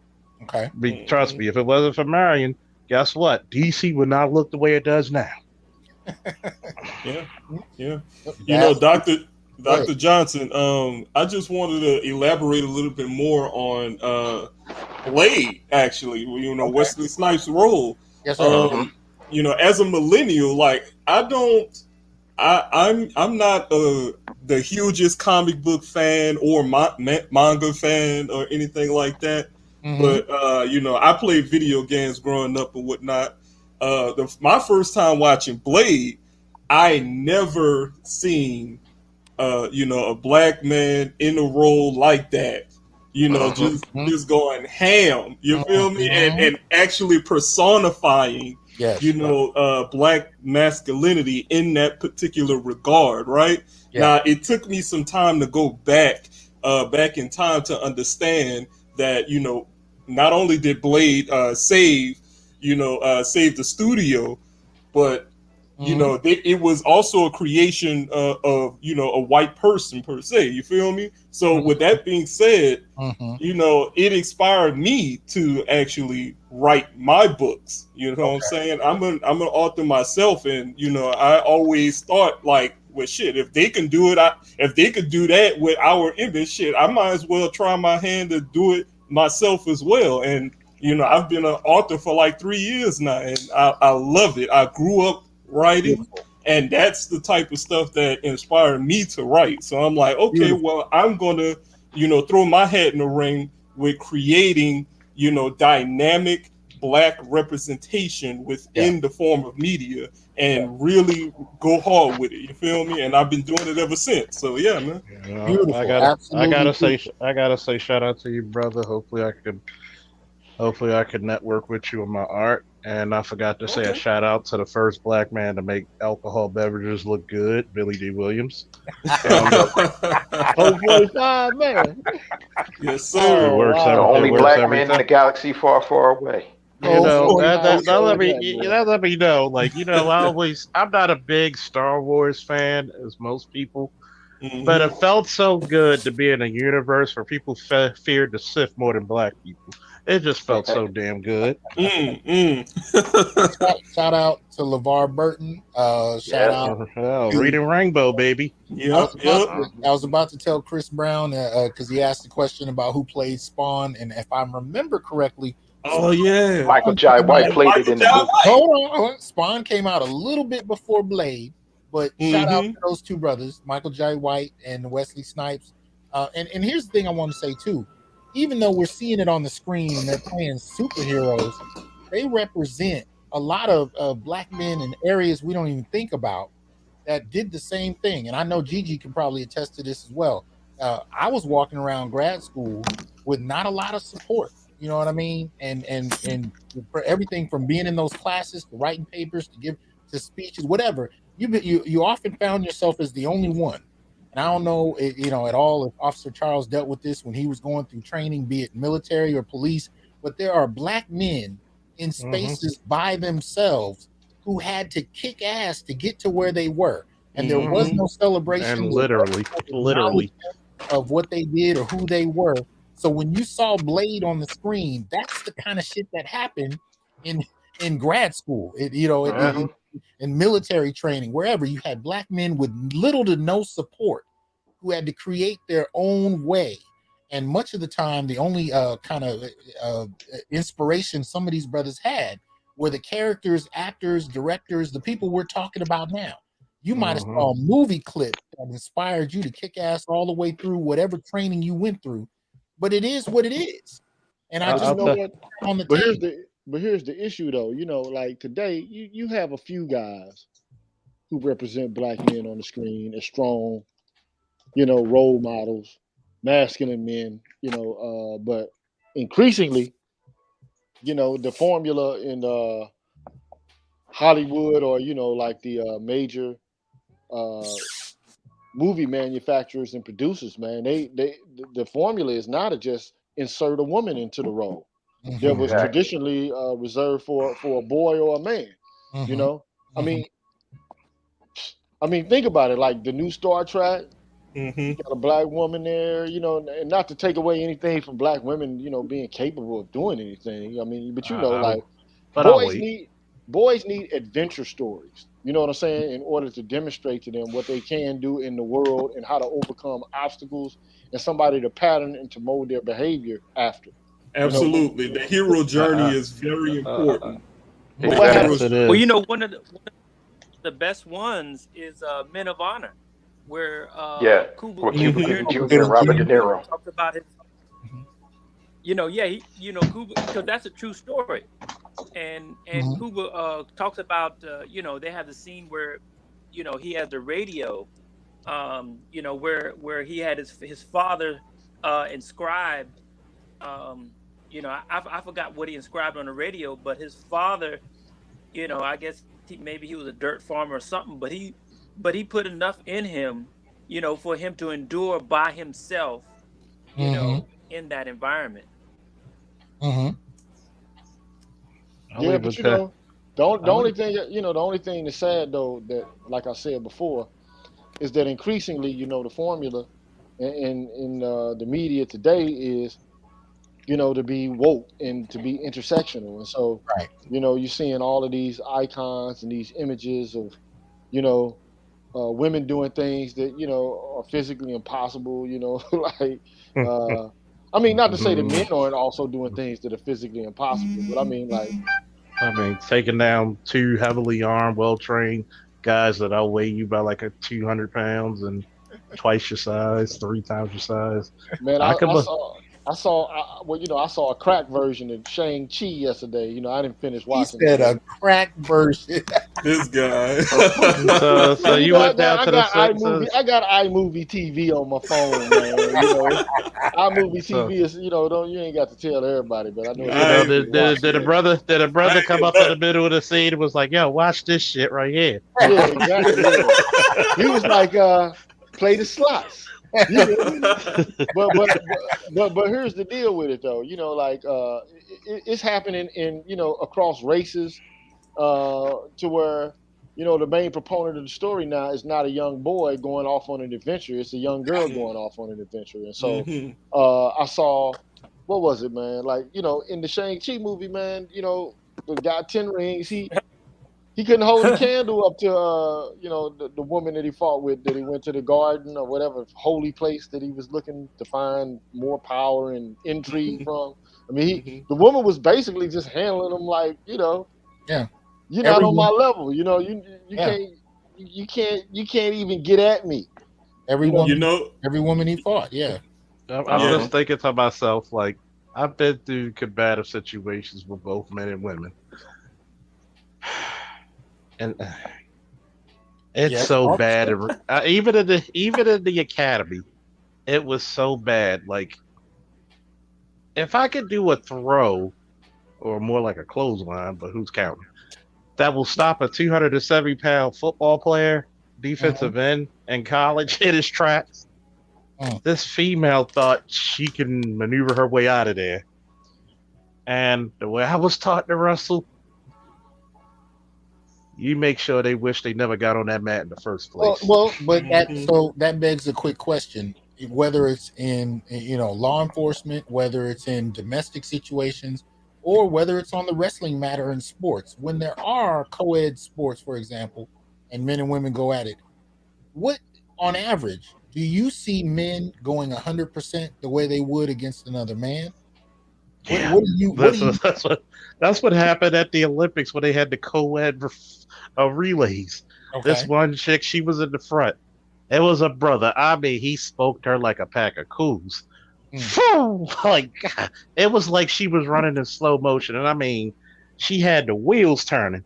And the brother just said, "Oh, you thought you were getting?" He just looked over there like, "Oh, you thought you were gonna get this medal?" I mean, you had.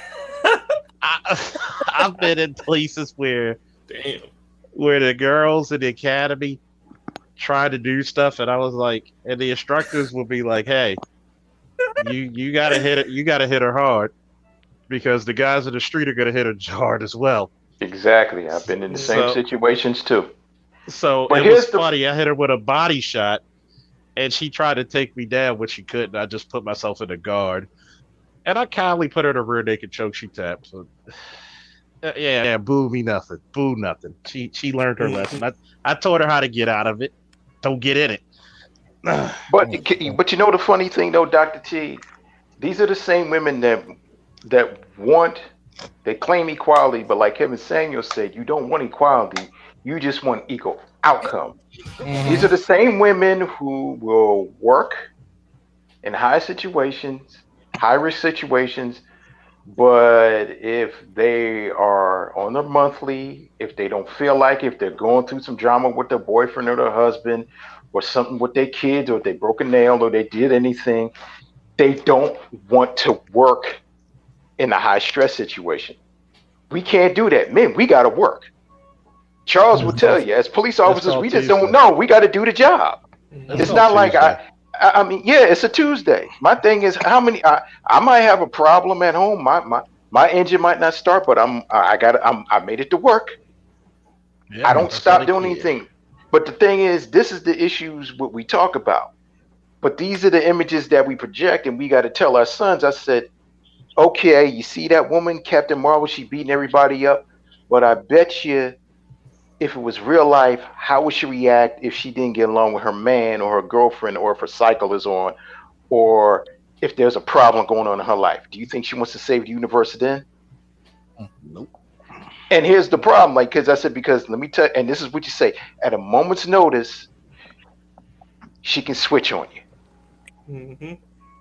I said, all these women that they think that it's all good and tough, but when they get pissed off and they get in a problem and they do all these different things, if they have an issue with their man, they get off. But then the Mary Sue thing is, you and I, or men, here's the funny thing. We just talked about Blade.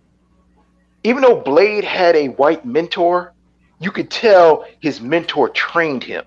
His mentor taught him. Jordan LaForge, despite him being born blind, he overcame that blindness and became the head engineer on the Starship of Enterprise. There wasn't no Mary Sue moment for female Blade. You know, every time Blade fought somebody, he had to outthink. The last ending in Blade used his brain. Even though Nobushi Wright gave him that chemical that can make bodies coagulate, he used it, and he used his brain. You know, and he used that famous saying, some motherfuckers always want to ice skate uphill. He still used his brain, which he just didn't brutally and physically beat up somebody like a buck. He used his brain. Right. We didn't see a moment where all of a sudden he gets all the powers of all the great Jedis and he just can become one and he's that dude. No. I mean, this is something where we see the hero's journey. The hero's journey, not just for black men, but for all men, has been shown that it's not just getting to the destination of winning the fight. As you're learning and going through that journey, you're becoming a man, and you're learning through trials and tribulations of how to become a man and how to deal with situations. And when you end on your journey, now you're preparing for the next one. Also, I'd like to. Oh, go ahead, Charles. I'll tell you this much. Times like this, I kind of wish there was an island called Themyscira. You know why? You know why I'm such a big Wonder Woman fan? She wasn't born of a foreign planet, you know, as much as I'm a Superman fan who benevolently got powers. She had to earn the title to be Wonder Woman. She paid dues. Yeah. She had to take. She took some ass whoopings. Okay. She had to literally challenge the best of the best to be the best. So you can't help but to respect that. That's she had to do it in secret too. Yep. That's why Wonder Woman will always be a better character than Miss Marvel. The only Captain Marvel I recognize is Billy Batson. Shout out to Shazam. And you look at Captain Marvel. She's the atonement and the epitome of modern women. Why don't you Yes. smile? You break a guy's hand and mess up his bike when he's trying to cheer you up because women haven't figured out that men don't like looking at women in distress. But no, you take things as an insult. Instead of earning your way, you were just given these mercy powers that think you're the most powerful person there. Exactly. And that's the epitome of modern women. You're giving things. You never earned them. You were given. Well, That's the issues I have with my department. You gave so many women who should have been fired, and you allowed them to be detectives and then get promoted to sergeants when they failed, neglected duty. Let me get off my soapbox. I want to give Charles. Oh, go ahead. Go ahead. No, Okay, I want to give Mario a chance to make his point, and then I'm gonna put something on the screen for y'all. Well, go ahead, Mario. Right. Thank you, Dr. J. I just wanted to say that other aspect of the hero's journey that really gets overlooked and is very important key is the coming of age tale. Yes. You see what I'm saying? When you are able to mold a character from a certain age to another stage of their development, and to also mold the obstacles to which they are learning as they are growing, and ultimately get to that definitive trial that turns them into the definitive character that they're supposed to be. Like, that is a very important aspect of any coming of age hero's journey. You feel me? And I take great pride in that particular regard, because I write my own stuff, so I always find it very, very awesome to sit back and learn from other people and see how they did it, right? So I can that's possibly get better myself. So yeah, it's great. Okay. I could tell. Shout out to Vitor for talking about Dwayne McDuffie. He created the rest in peace milestone. Yes. Dwayne McDuffie, how be that name? We should give that man some respect. Mm-hmm. And I could tell your age because you call him Static Shock. His name was Static. Did you realize in the show nobody calls him Static Shock? That's the title of the show. I can tell your age. And shout out to them because they brought Milestone back. And and I gotta say, Carl Lumley, who goes all the way from Mantis to Martian Manhunter, and Cagney Lacey, and also Isaiah Bradley. And I was about to say Isaiah Bradley, absolutely. So shout out to Carl Lumley. And Marvel called me. I could play the younger version. Yeah, well, and then as far as since we're talking about comic books, representations of black men. Anybody got a comment? Oh, definitely. Icon. Marvel. You got Icon. You can remember, everybody forgets about Icon, man. Yeah, Icon was the man. Icon. Oh my God, who's that? How old are you? But I mean, Icon had powers that Superman didn't. As a matter of fact, he's from a planet that's so thorough that he has diplomatic immunity from the Green Lantern Corps. Oh, damn. Speaking of Green Lanterns, John Stewart. Stewart, absolutely. Here's the funny thing, and here's what I love about John Stewart. John Stewart took the mask off and he says, "I'm not hiding behind the mask. What I have to hide behind the mask for?" Okay. And that was a great thing in the comics back in 1971 when he took off that mask. Well, so they're also, brothers are mentioning Aaron Magruder. Boondock. Yep. Hold on, Christopher Priest. Shout out to Priest.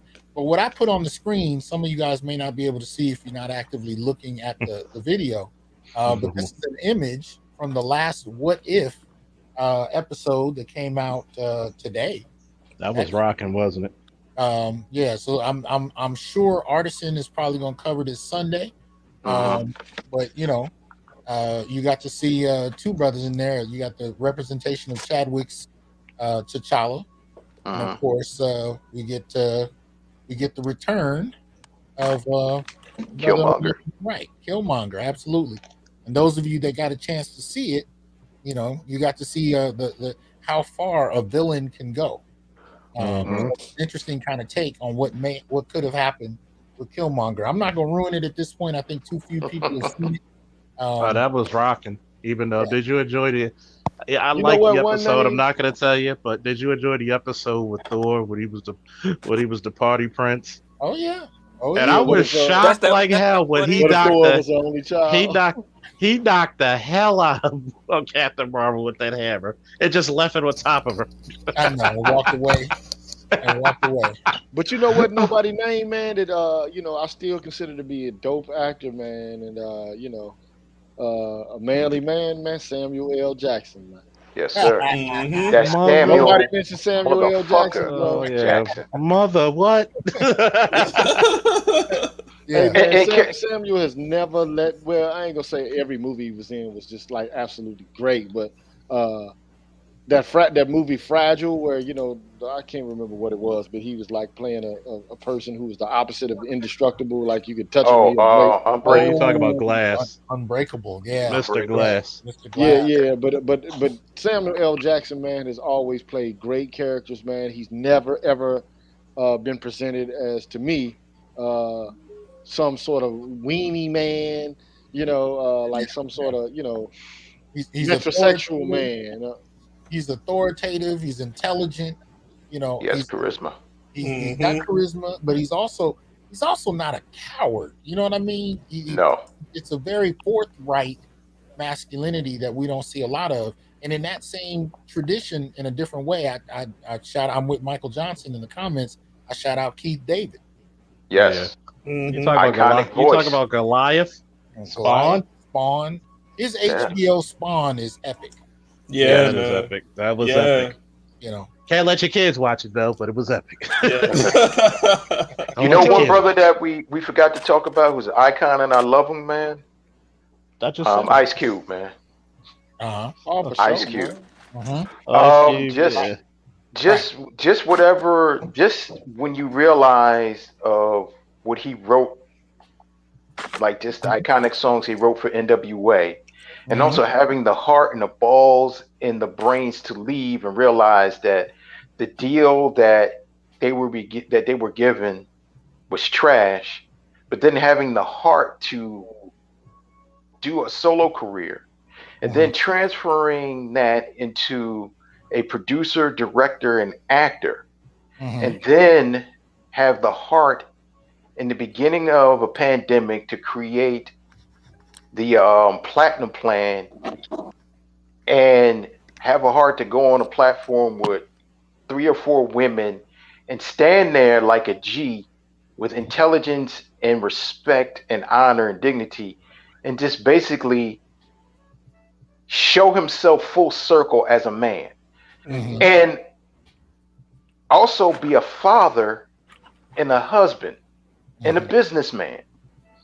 But let me say something about that, Malika, man. I don't want to interject, but you know what the wild thing about that, that whole interview was to me? What was that, brother? You sitting here, these women were in conversation with a man who put 2 women on. Exactly. Who were there, like, I mean, literally, like, put them on. Okay? 2 of them. And in essence, he was more successful commercially than any of them.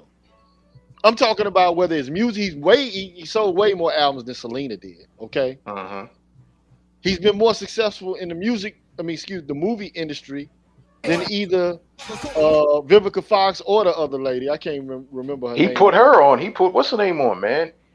He put Lisa Ray on. Yeah, you notice how quiet Lisa Ray was, right? Yeah, because she knew. She knew what side her bread was buttered. So go ahead, Gigi. But the issue is, why would a brother, man, who's that successful, who means this much to the culture, be berated so easily, be held with suspicion so easily, to be mocked? Because what those women were doing, man, to Ice Cube was basically to mock him, to tell him we're not going to do what we don't want your leadership. Yeah. Basically is what those women were saying, because your leadership doesn't take into account what's in my interest. Exactly. That's what they told him. And you can see the frustration on his face, because to him, just like David Chappelle, yesterday with the release of the closer, I thought we were black. Yeah. Before all of this. I thought our interests were connected and tied together. Right. Before all of this. Right. But it seems as though that's really actually not the case anymore. And the politics of recognition and identity politics, for the most part, man, they have fractured and fissured black politics. And I don't know, it's like Humpty Dumpty. I don't know if it can be put back together again. I'm not saying it's impossible, but I mean, if we stay, on this trajectory, I don't know what to do with it. It's like, okay, I thought we all had a collective interest. Like, if I'm not doing well, you're not doing well. If you're not doing well, I'm not doing well. I thought that was what the understanding was. But now it's a whole new game. It's a whole new objective. And I think that what has occurred is the objective of white feminists, man, has become the objective of black feminists. To see men weakened and attenuated. Like the thing that really the TV show that really points this out to me, man, that Why the Last Man, bro, I can't I can't. To me, I like the show to a certain extent. Did they get the manliest broad they could find? Man, that show frustrates me to no end. It's like, it was a great comic book. Don't get me wrong, but they found the manliest. That chick looked like you could slap box with her in any Baltimore alley. It's not the woman really. It's not the woman that really sets it off to me. It's just the ineptness and the naivety and the general slacker attitude of the man. Yeah. You have a guy who needs a woman to protect him from other women. Yeah, really. It's like, wait a minute, you can't handle yourself. Like, I mean, it's one thing to face a gun, but this man doesn't know how to handle himself in front of people in general. Like, he's socially inert. Yeah, and this in the world where we got movies like Kill Bill. Yeah. And I'm just thinking to myself, if I was in that show, we got F the last man. Hey, you're the last man on earth. Damn. I ain't cutting all y'all yards. Go right back to smoking a cigar. Go right back to smoking a cigar. Well, hilarious. At least I gotta share my cognac. But the funny thing is, this is what Dr. T is always saying. This is the images that we're putting out now to this generation of men. And it's not just white men, it's all men. Like, Dr. T's son is 16, 17 years old, where he grew up in a world where he's never seen men or males in the media beat women, or at least be equal in somewhat way, whether it be physically, mentally, or spiritually better than a woman. Yeah. And then you have this mindset that you're placating men and you're making men to think that they're less than. Now, here's the thing: for black men, we're already programmed to think that we're less than white men and white women, but we're definitely programmed to think that we're less than our own women. Only thing that we show that we can prove is maybe because of size or mass that you might be physically more imposing than your woman, but at the same time, psychologically, you're crippled and brainwashed to not even think that you could try to overpower her. But you're also thought, even if you try to outthink or be just as smart, the women in your life, the women around you want to, well, why do you got to go here? Why do you want to be president? Why you want to do this? Why you want to do that? Well, you should not think that you're better than anyone. You should be as equal as a woman. Well, why can't you be on the same standing as a woman? But at the same time, the woman is she's brought up to think that she is better. But this is why I suggest, if you haven't seen it, Support Tim Alexander's Diary of a Tired Black Man. Yeah. Shout out to Tim Alexander for making the film. And he has a sequel to that too. I never saw the sequel. I never found it. I heard about it. Yeah, I just heard about it too. I don't know if it was actually made and put out, but he did get this first one out. There's no question. So if you've not seen Tim Alexander's Diary of a Tired Black Man, go check that out. And I'm gonna tell you, and I'm that is a classic, man. I'm gonna tell you this one thing, and I like to give a special shout out to a guy who's no longer here. And his son. His son's named Poncho, a very popular nationally, internationally recognized painter. And also Mr. Larry O'Neill Brown Sr. Probably the folk you know now probably would not exist without him. And I have a great dad, but it's nice to have two or more father figures. Yeah. And it's crazy because when I got this invitation to wrestle over in Germany, and I'm just asking him, should I go? He's like, no. And I asked my parents. My parents were like, you think you're good enough to go? Like, and he was like, oh yeah, he's good enough to go. Especially when you go to places like that, and it's 125 wrestlers there, and there's only 2 black ones. Guess who was one of them? And they give you this Russian guy the first round. Like, oh, that's how you're gonna do me? I'm like, all right, so I got to beat the piss out of him, which I did. Everybody's mouths dropped. Like, we didn't know you were that good. Why did y'all invite me? So it was like, it was one of those experiences because that's why I'm so happy to see, like early in the year when I showed you the 5 out of 10 weight classes. This is the first time in NCAA history 5 black wrestlers won. You have Gable Stevenson, who just won the Olympic heavyweight title. You have Miss Mensa Stock. She won her gold medal. And I mean, it was nice to see a lot of black wrestlers. It was nice to see Jordan 2 days ago win his 6th world title, because a lot of these people, I forget how old I'm becoming. Like, damn, I won these titles like almost like a decade or 2 after I won mine. So it's like, it's nice to see it. I'm not old. I'm not even 40 till next year, but it's nice to see it because that was a sport. When we went to the counties, they try to act like we weren't intelligent enough to do it. And I was like, oh yeah.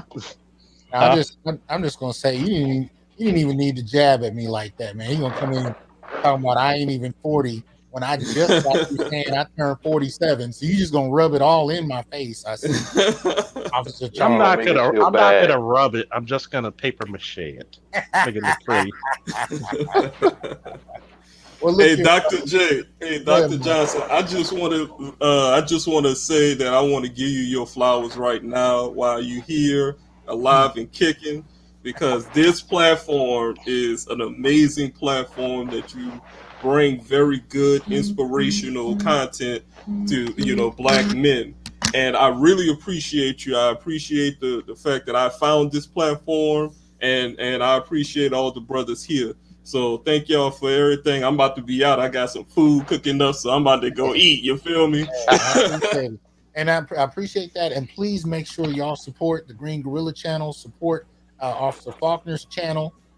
Make sure you give those brothers their flowers while they're here. That's why I had to have Gigi on, and I was glad that Malika, Ian, Mario, and Officer Charles joined me because I definitely want to shout out my respect for y'all. But what I really wanted to impress upon people today is that there is a legacy. There's a legacy of black men who, against the odds, whether you liked everything they did or you didn't, whether you had problems with their ideology, their philosophy, their politics, or you didn't, whatever, there's still a legacy of these black men.